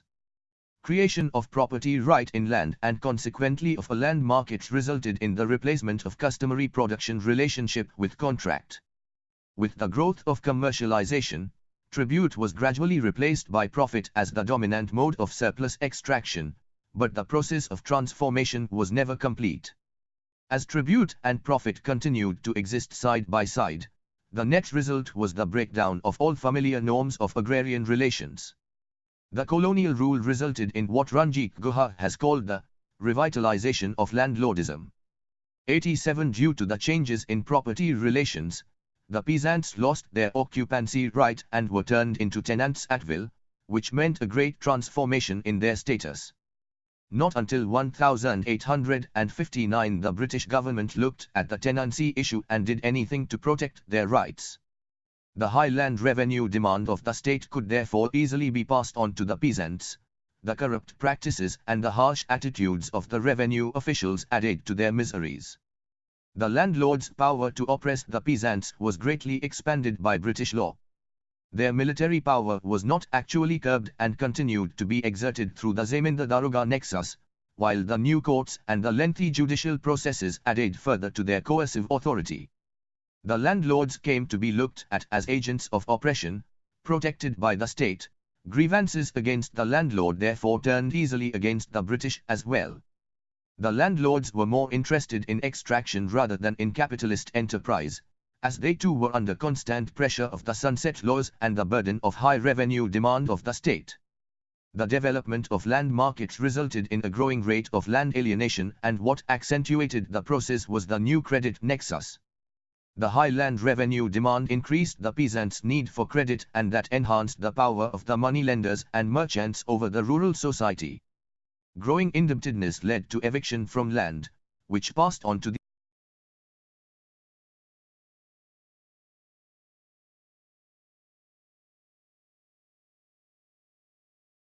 hands of the non-cultivating classes. In the words of Ranjit Guha, the landlords, moneylenders and the state thus came to constitute a composite apparatus of dominance over the peasant. 811 The tribal peasants had some special reasons to be aggrieved. They lived at the periphery of the settled Hindu peasant societies and enjoyed autonomy of culture, which was based on an egalitarian ethos. Over the period, their gradual Hinduisation had been bringing them under the oppression of the ritual hierarchy, and then the extension of the British land revenue system fully destroyed the autonomy of the tribal world. They were drawn into the larger economic nexus, as the tribal lands passed into the hands of the non-tribal oppressive agents, the zamindars and the moneylenders. And the new forest regulations appeared as encroachments on their natural rights. The imposition of British rule, in other words, resulted in the loss of their autonomous domains of power, freedom and culture. The destruction of their imagined golden past by the intruding outsiders, the Suds and Dekus, led obviously to violent outbursts. These peasant and tribal uprisings of the early colonial period have been looked at in different ways. The British administration considered them as problems of law and order. The rebels were portrayed as primitive savages resisting civilization. The nationalists later on tried to appropriate the peasant and tribal histories for the purposes of anti-colonial struggle and projected them as the prehistory of modern nationalism. Eric Stokes, the historian, would call them primary resistance, that is, a traditional society's act of violent defiance, from which usually follows the imposition of colonial rule in response. Others like D.N. Dhanagr would regard the peasant rebellions as pre-political, because of their lack of organization, program and ideology. 90 Ranjit Guha, on the other hand, has argued that there was nothing in the militant movements of the rural masses that was not political. The rebellions that we have described previously were not apolitical acts, they constituted political action that demonstrated, although in different ways, the political consciousness of the peasantry. As Ranjit Guha, 1994, has shown, they exhibited, first of all, a clear awareness of the relations of power in rural society and a determination to overturn that structure of authority. The rebels were quite conscious of the political sources of oppression, and this was demonstrated in their targets of attack: the zamindars' houses, their grain stocks, the moneylenders, the merchants, and ultimately the state machinery of the British, which came forward to protect these local agents of oppression. A clear identification of the enemies was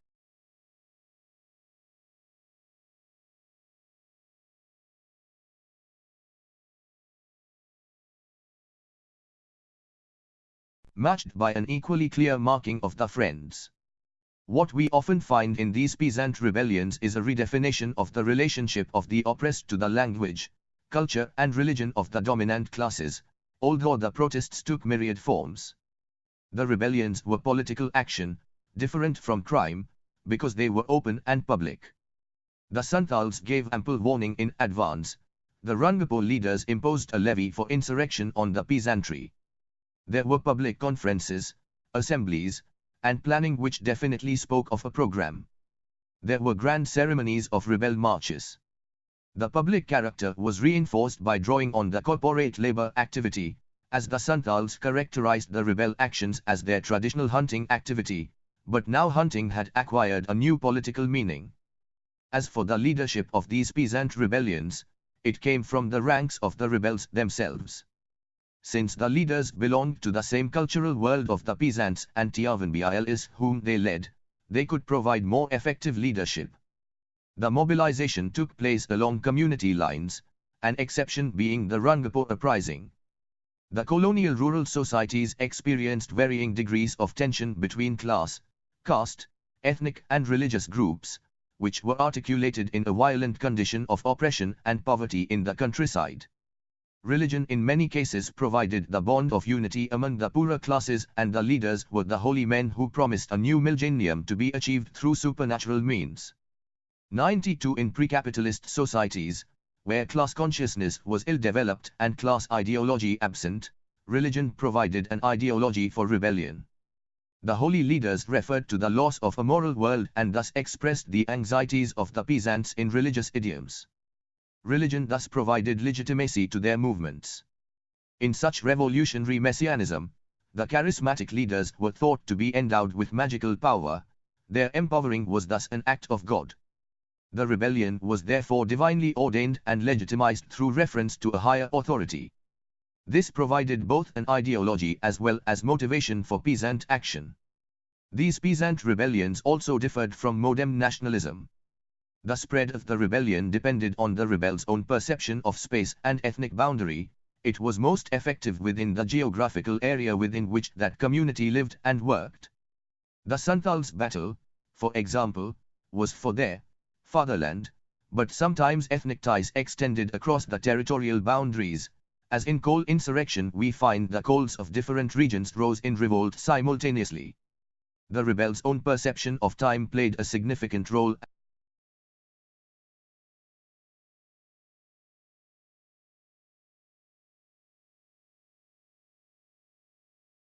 There is often an evocation of history in the conception of a golden age in a distant past. 93 An urge for the restoration of that imagined golden past provided an ideology for peasant action, the Fariji and Santal rebellions being prime examples of that. Apart from the more organized movements described earlier, violent armed rebellions, social banditry or general lawlessness were endemic in the first century of British rule in India.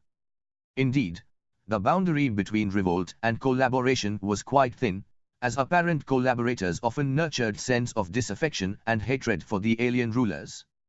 The Calcutta Bhadralok, for example, who had reposed their faith in the British Empire and therefore were zealously critical of the Peasant rebels, also raised the issue that the loyal Santals had not taken up arms against the king without any reason. 94 And like the peasantry, the lower classes of the urban society were equally articulate in their protest. Grain riots and resistance against the monopolistic activities of the grain dealers and interventionist British officials took place in western Hindustan and Delhi in 1833–38. There were rice riots in Vellore and southern India between 1806 and 1858 against threats of conversion to Christianity. The decline of handicraft industry as a result of free trade imperialism resulted in urban revolts by artisan groups in Calcutta in 1789, in Surat in the 1790s and 1800s, and in Rohilkhand and Banaras between 1809 and 1818. These revolts were not always directly anti-colonial movements, but were all related to the policies and conditions of colonial rule. 95 However, the most powerful and potentially the most dangerous act of resistance to companies' rule in India was the revolt of 1857. 3.3 The revolt of 1857. The year 1857 witnessed armed revolts in parts of central and northern India, as a result of which effective British rule nearly collapsed in these regions until the spring of 1858, when order was restored again by the advancing imperial forces. The revolt witnessed an extraordinary amount of violence unleashed on both sides. As British rule had, meticulous, constructed a monopoly of violence, it was retorted with an equal amount of counter-violence of their subjects. If the British counterinsurgency measures included public execution of the rebels, blowing them off from cannons and indiscriminately burning native villages, the rebels also massacred white civilians, women and children included without mercy. The Kanpur massacre of 27 June 1857 was in this sense an act of transgression and in being the indigenous violence of the colonized.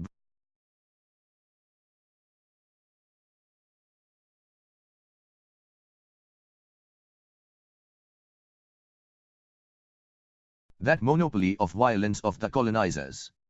96 The revolt ended the rule of the East India Company, as after its pacification in 1858 by an Act of Parliament the Indian Empire was taken over by the British Crown. The revolt, for long mistaken to be a mere mutiny of the Indian sepoys in the Bengal army, was indeed joined by an aggrieved rural society of North India. Its causes, therefore, need to be searched for not only in the disaffection of the army, but in a long-drawn process of fundamental social and economic change that upset the peasant communities during the first century of the company's rule. The company's government, while raising a standing army since mid-18th century, respected the traditions and customs of the indigenous communities, and a high caste identity of the army was deliberately encouraged. This was particularly true of the Bengal army, which had a predominantly high caste character, mainly consisting of Brahmins, Rajputs and Bhumihars, whose caste rules, dietary and travel restrictions were scrupulously respected by the army administration, under instructions from Warren Hastings. However, from the 1820s things began to change, as army reforms were initiated to introduce a more universalized military culture.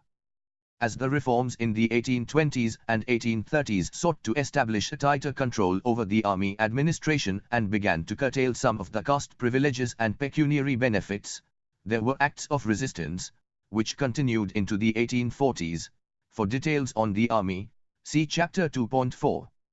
These incidents prepared the backdrop for the mutiny of 1857, the early signals of which could be detected in late January when rumors started circulating among the sepoys in Aum near Calcutta that the cartridges of the new Enfield rifle, lately introduced to replace the old, brown bess musket, had been greased with cow and pig fat. Since the cartridges had to be bitten off before loading, it confirmed the Sepoys' old suspicion about a conspiracy to destroy their religion and caste and convert them Christianity. The cartridge rumor, which was not entirely devoid of truth, spread like wildfire in various army cantonments across the country. Although the production of those cartridges was stopped immediately and various concessions were offered to allay their fears, the trust that had been breached could never be restored. On 29 March in Barakapur near Calcutta, a sepoy with the name of Mangal Pandey fired at a European officer and his comrades refused to arrest him when ordered by their European superiors. They were soon apprehended, court-martialed and hanged in early April, but the disaffection of the sepoys could not be contained. In the following days, incidents of disobedience, incendiarism and arson were reported from the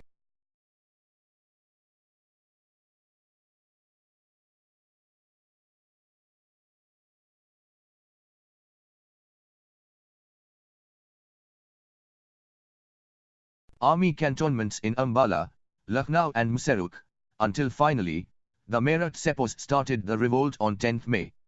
They rescued their arrested comrades who had previously refused to accept the new cartridge, killed their European officers and proceeded to Delhi, where on 11 May they proclaimed the aging Mughal Emperor Bahadur Shah Zafar the Emperor of Hindustan. From Delhi the uprising soon spread to other army centers in the northwestern provinces and Awadh and soon took the shape of a civil rebellion, as disgruntled rural population lent a helping hand. On 19 June Lord Canning, the despondent Governor-General, wrote, "In Rohilkund and the Doab from Delhi to Kanpur and Allahabad the country is not only in rebellion against us, but is utterly lawless." The mutiny mainly affected the Bengal army. The Madras and the Bombay regiments remained quiet, while the Punjabi and Gorkha soldiers actually helped to suppress the rebellion. It should, however, be remembered that maximum number of Indian sepoys were in the Bengal regiment, and if we look at total numbers, almost half of the Indian sepoys of the East India Company had rebelled. The composition of the Bengal army was much to blame, as it had minimal British military presence, which later was considered to be a capital error. Moreover, the high caste background of the sepoys in the Bengal army, mostly recruited from Awadh, gave them a homogeneous character. They were nurturing for a long time a number of grievances. Their religious beliefs had lately come into conflict with their new service conditions, their salary level dropped, they suffered discrimination in matters of promotion and pension. To make matters worse, in 1856 a set of new service rules were introduced, which abolished their extra allowance for service outside their own regions. Service abroad was considered to be prejudicial to their caste rules, but expansion of the British Empire made that unavoidable. Their refusal to serve in Burma, Sindh or Afghanistan met with reprisals and dismissal. To the discontent with service conditions was added a constant fear that the British were determined to convert them into Christianity. The presence of missionaries, the rumors about mixing cow and pig bone dust with flour, and finally the controversy about the cartridge for Enfield rifles all fitted nicely into a conspiracy theory. The annexation of Awadh in 1856 had a special adverse effect on the morale of the Bengal army, as about 75,000 of them were recruited from this region. Sir James Outram had already cautioned Dalhousie that every agricultural family in Oudh, perhaps without exception, sends one of its members.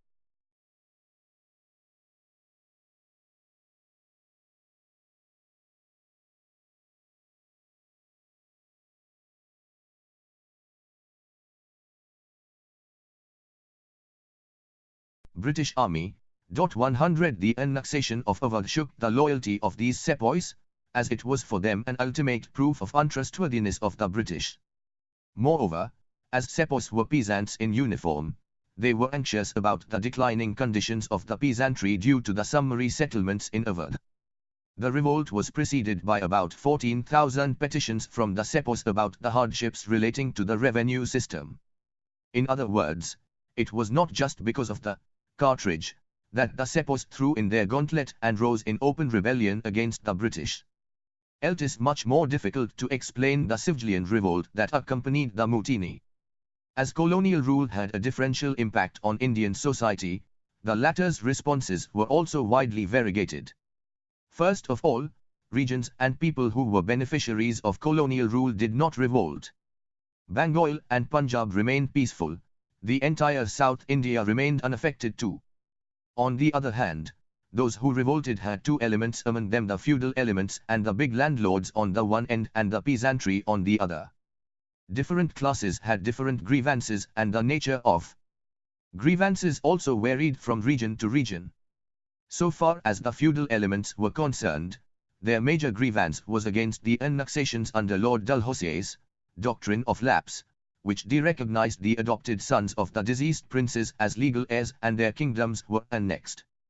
In this way, Satara, 1848, Nagpur, Sambalpur and Bhagat, 1850, Udaipur, 1852, and Plassey, 1853, were taken over in quick succession. This amounted to British interference in the traditional system of inheritance and created a group of disgruntled feudal lords who had every reason to join the ranks of the rebels.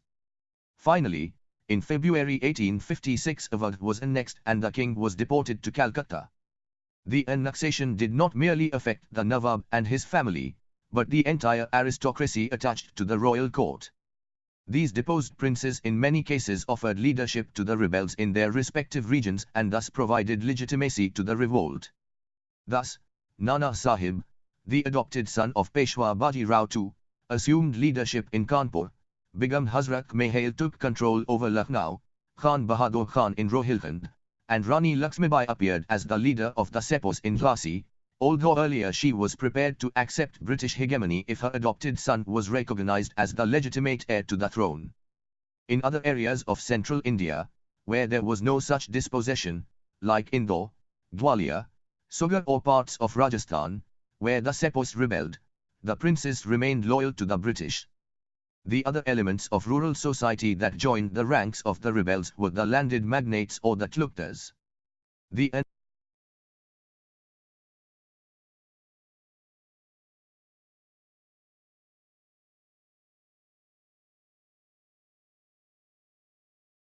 Awadh was followed by a summary settlement in 1856, which led to the dispossession of a number of powerful Tluktars.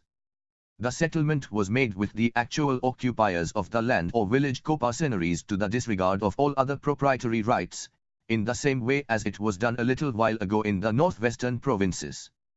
The prime motive was to gain popularity among the agricultural population and get rid of the unwanted middlemen who stood between the peasants and the government. As a result, in Awadh the Tluktars lost about half of their estates, they were disarmed and their forts demolished, resulting in a considerable loss of status and power in local society. In the eyes of law they were now no different from the humblest of their Renanas.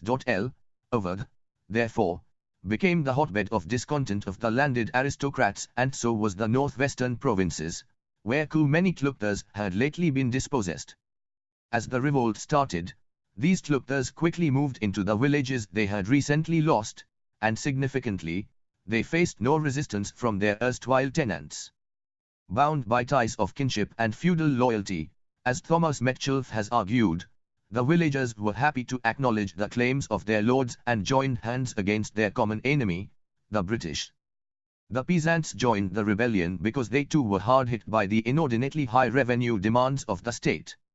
In Awadh, for example, the revenue assessment overall was reduced, but there were pockets of over-assessment, and here the Tluktars' losses resulted in a Tluktar-peasant complementarity of interest.p. The same situation existed in the northwestern provinces too, where Mahalwari settlement had been made with the village Mulgujras. These village proprietors, who were the supposed beneficiaries of the new land revenue system, were not satisfied either, because of high land revenue demand. It was the owner cultivators, rather than the rent-receiving landlords, who felt the burden of overassessment more severely than others, and increased public sales of landed rights were the index of this extraordinary pressure, which became a major cause of the revolt. Where agriculture was insecure, high revenue demands inevitably drove the peasants into debt and eventually, dispossession. the new civil courts and the legal system contributing to this process. In 185-3 in the northwestern provinces alone, 110,000 acres of land were sold in auction, and therefore, when the revolt started, the Baniya and the Mahajan and their properties became the natural targets of attack by the rioting peasants. Thus the sale of land, as S.B. Chaudhuri summarizes the situation, not merely uprooted the ordinary people from their small holdings,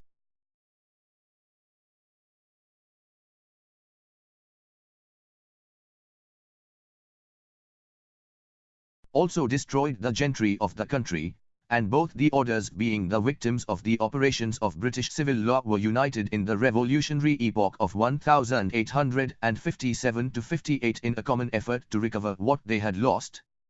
2006. The story was not perhaps that straightforward, as Eric Stokes, 1980, has drawn our attention to the complexities of the situation. It should be remembered, first of all, that not all tlukters suffered under the British revenue system. In many areas the proprietary rights circulated among the traditional landed castes, and often new landed magnates emerged from the declining castes. In some cases official positions gave advantage to local men in public land sales. These successful tlukters, whom Stokes has called the new magnates, could adjust well to the current situation both in Awadh and in the northwestern provinces, and not only did they not revolt, but they exerted a sobering influence on their respective communities. Not all peasants suffered equally either. Those in the fertile and irrigated areas could more easily withstand the burden of overassessment than those in the backward regions. In the latter areas again, it was more a sense of relative rather than absolute deprivation, which was the main cause of resentment. While some groups of peasannars reeled under pressure, they could not take it easily that their caste brethren were prospering in the neighboring canal tracts with profitable cash crop agriculture. It was again in the backward regions that the peasants were seemingly more vulnerable to the pressures of the moneylenders or Mahajans and were more likely to lose possession of their land. Yet, it is doubtful whether there was any direct correlation between indebtedness and revolt. In fact, Stokes has argued about an inverse relationship between the two. Dry lands with high revenue assessments were hardly attractive to the outside Baniyas or Mahajans. They took possession of land only where there was expansion of cash cropping. In such cases very little actual physical dispossession took place, as the motive was more political, i.e., to take control of the peasant producers, rather than the land itself. Therefore, the backward and thirsty tracts with high revenue demands, where the intrusion of the Mahajans was the lightest, became most prone to outbreak of violence during the revolt. Also where caste brotherhoods or bhakbaras were powerful, the pressure of the Mahajans was better resisted. And here social homogeneity and collective power became crucial factors in promoting rebelliousness among the peasantry. Community ties among the Gujars or Jars, Rajputs or Sayyids, became major factors in determining the effectiveness.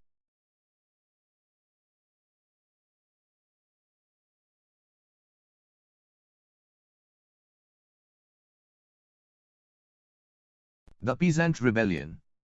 Perhaps, the only common trait that pervaded all the layers of rural society was a suspicion of British rule, allegedly threatening their religion. The social reforms of the earlier period indirectly created this environment, and the Christian missionaries directly contributed to it. The Hindus and the Muslims were equally affected, and therefore, Hindu-Muslim unity was all along maintained during the revolt. No single causal explanation can be provided for this widespread outbreak of violent protest among the agrarian population of North India. What Eric Stokes has established, writes C. A. Bailey, is that the Indian Rebellion of 1857 was not one movement, it was many. 101 Another contentious issue about the revolt of 1857 is its nature, and the debate over it started almost instantaneously as it happened. Some contemporaries thought it was a Muslim conspiracy to restore the Mughal Empire, but there was not much evidence to support that. The more dominant contemporary official interpretation of the events was that it was primarily a mutiny of the sepoys, the civilian unrest being a secondary phenomenon, which happened as the unruly elements took advantage of the breakdown of law and order. Some of the later Indian historians, like S. N. Sen, in his officially sponsored centennial history of the revolt, have echoed the same colonial argument. The movement began as a military mutiny, Sen argued, and then, when the administration collapsed, the lawless elements took the upper hand. One OSRC Majumdar's thoughts are also identical. What began as a mutiny, he thinks, ended in certain areas in an outbreak of civil population, which was sometimes organized by self-seeking local leaders and sometimes was only mob violence, caused by the breakdown of the administrative machinery. 109 differing views from across the political spectrum were also being voiced since the time of the revolt itself. Is it a military mutiny, or is it a national revolt? Asked Benjamin Disraeli in the House of Commons on 27 July 1857. Karl Marx in the summer of 1857 expressed the same doubts in the pages of New York Daily Tribune. What he Bull considers a military mutiny, he wrote, is in truth a national revolt. It was V.D. Savarkar who drafted the revolt of 1857 directly into the historiography of Indian nationalism by describing it, in a 1909 publication, as the Indian War of Independence, a war fought for Swadharma and Swaraj. 11.110. Although this claim was vigorously denied by both Sen and Majumdar, it received serious academic support in 1959 from S.B. Chaudhuri, who saw in the revolt the first combined attempt of many classes of people to challenge a foreign power.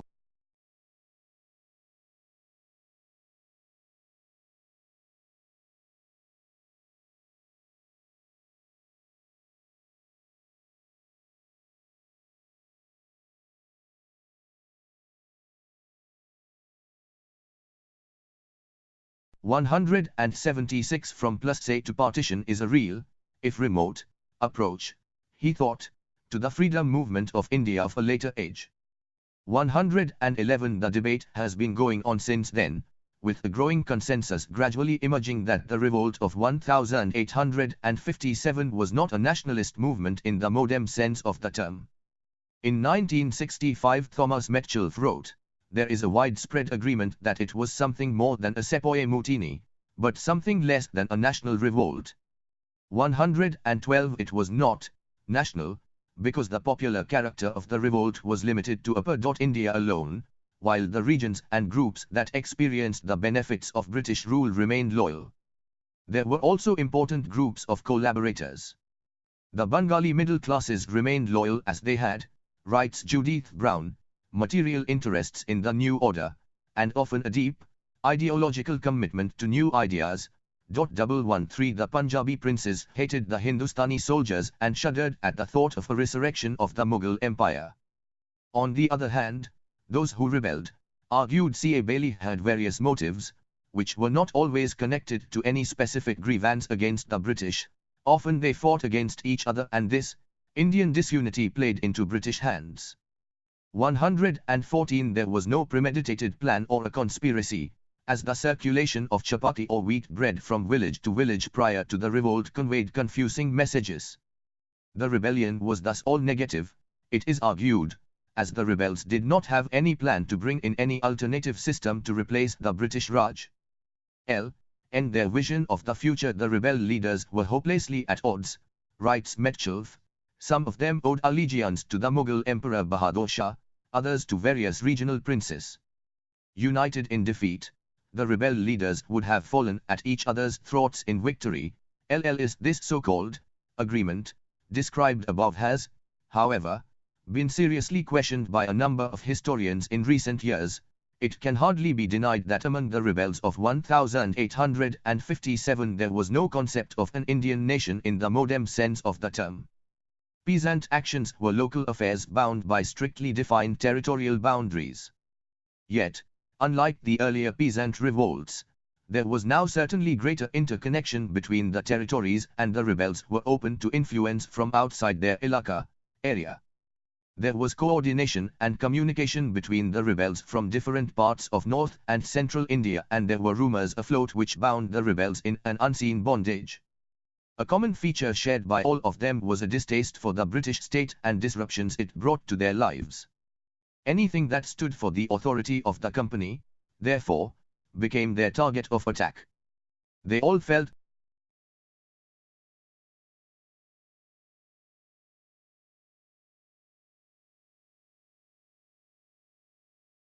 their caste and religion was under threat like the Sepoys of Plassey.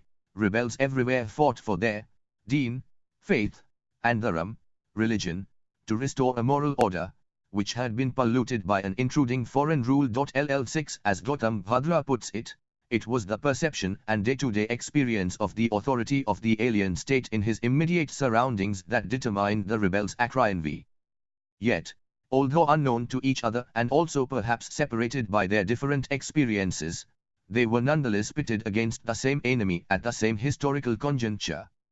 They took up arms, writes Ranjit Guha, to recover what they believed to have been their ancestral domains. LLS. But what did this domain actually mean? The idea of domain, in terms of geographical or social space, was perhaps now larger than the village or their immediate caste or king group. As Rajak Ray has argued, they were trying to free Hindustan of foreign yoke. There was remarkable religious amity during the revolt, as all agreed that Hindustan belonged to Hindus and Muslims alike. 19 The rebels of 1857 wanted to go back to the old familiar order, and by this they did not mean the centralized Mughal state of the 17th century. They wanted to restore the decentralized political order of 18th century India, when the provincial rulers functioned with considerable autonomy, but all acknowledged the Mughal emperor as the source of political legitimacy. When Birjis Qadar was crowned by the rebel Sepoys as the king of Awadh, the condition imposed on him was to recognize the Mughal emperor as the suzerain authority. 120 Delhi, the Mughal capital, and Bahadur Shah, the Mughal emperor, acted as symbols of that familiar world, and on this there was no dispute among the rebels. In his most recent book, C. A. Bailey has discovered in the rebellion of 1857, a set of patriotic revolts. What the rebels demanded, he writes, was the restoration of the Indo-Mughal parias within the broader constellation of Mughal legitimacy, animated by mutual respect and a healthy balance between lands and peoples. 121 As the revolt made progress, even among the so-called collaborators there was no uncritical acceptance of British rule. The profession of loyalty, for example, by the Calcutta intelligentsia was not without dilemma, as they too were feeling what the Hindu patriot described, the grievances inseparable from subjection to a foreign rule. The paper aptly summed up the dilemma. This loyalty, it may be true, springs nearer from the head than from the heart. 122 Thus, conscious voices of dissent and disaffection against foreign rule, if not always an avowed yearning for liberation, ran across the different sections of population.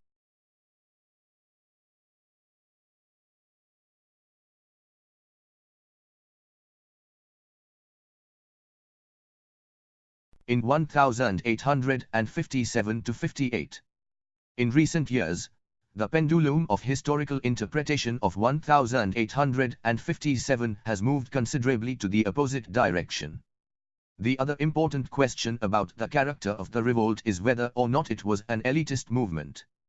Some historians like Judith Brown think that during the revolt the feudal elements were the decision-makers and that much of the revolt was determined and shaped by the presence or absence of a thriving magnate element committed to British rule, for it was only they who could give the revolt a general direction. Eric Stokes goes on to conclude that rural revolt in 1857 was essentially elitist in character. 124 This position, however, trivializes the role of the masses. So far as the feudal lords were concerned, in many cases they were reluctant to assume leadership and were indeed pushed by the rebels. Bahadur Shah was taken by surprise when approached by the rebel sepoys, and only with great hesitation did he agree to be their leader. Nana Sahib in Kanpur, as it was later revealed in the confession of his close confidant Thansha Topi, was seized by the rebel sepoys and was threatened with dire consequences. He did not have much choice other than joining hands with the rebels. And the Rani of Plassey was actually threatened with death if she did not assist the sepoys or collaborated with the British. 126 The initiative for the revolt and even its effectiveness did not really depend on the feudal leadership. So far as the Tluktars were concerned, it is true that in many areas peasants followed their leaders, because of the existence of a pre-capitalist symbiotic relationship between the two classes. But the role of the Tluktars varied widely from region to region.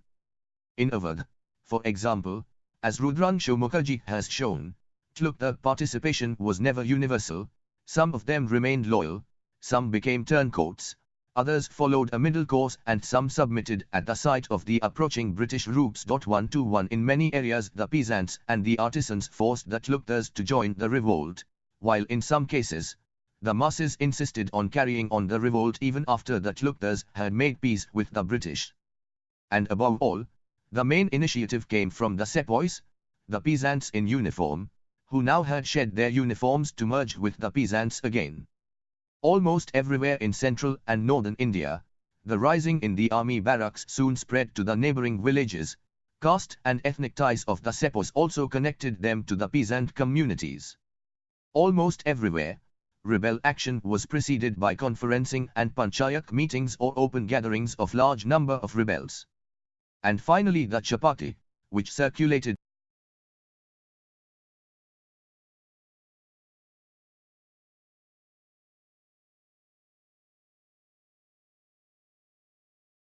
between villages in geometrical progression conveying divergent meanings to different peoples, stood as a symbol or an omen, rather than index or cause, of an impending crisis. It is difficult to ignore the evidence of autonomous mobilization of the peasantry in the rebellions of 1857 to 58. The rebellion was suppressed with brutal force. Lord Canning gathered British troops at Calcutta and sent them to free Delhi. On 20 September 1857, Delhi was finally recaptured and Bahadur Shah Zafar was imprisoned and later deported, but this did not yet mean the end of the rebellion. Very slowly Banaras, Allahabad and Kanpur were taken over, the rebels fighting for every inch of territory and the British unleashing an unmitigated reign of terror in the countryside. The arrival of fresh British troops at Calcutta in October decisively tilted the balance against the rebels. Between the spring of 1858 and the beginning of 1859, British troops gradually recovered Gwalior, Doab, Lucknow and the rest of Awadh, Rohilkhand and the remainder of central India. The contemporary colonial explanations for the defeat of the sepoys and of the rural rebels highlighted British bravery, their superior national character, better leadership qualities and effective military strategies, as against the lack of unity, discipline and order among the rebels.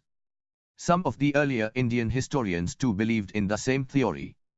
Modern historians would, however, point out that the British won as they committed unlimited men and resources to reclaim their empire, while the sepoys suffered from a desperate scarcity of cash. The ordinary rural rebels in the true fashion of a peasant army were only equipped with primitive weapons and most of them were not even trained soldiers. They were facing the British army, which not only had control over most sophisticated weapons, but who were the masters of practically the whole of India, had the backing of a centralized bureaucracy and had access to an efficient communication system. Furthermore, as Stokes has argued, the rebel sepoys showed a remarkable, centripetal impulse to congregate at Delhi, which prevented the rebellion from spreading as much as it could. So when by March 1858 Delhi and Lucknow fell, the rebellion entered its dying phase. The extremely localized nature of the uprisings helped the British to tackle them one at a time. By the beginning of 1859 all was over. The revolt of 1857 is in many ways an important watershed in Indian history. First of all, it ended the rule of the East India Company. Even before peace was fully restored in India, the British Parliament passed on 2 August 1858 an Act for the Better Government of India, declaring Queen Victoria as the sovereign of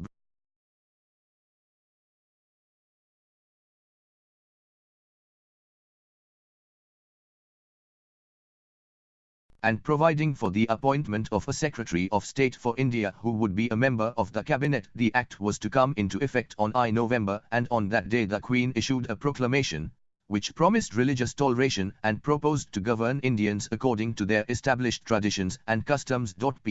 Bernard Cohn has summarized what this constitutional change meant for the status of British rule in India.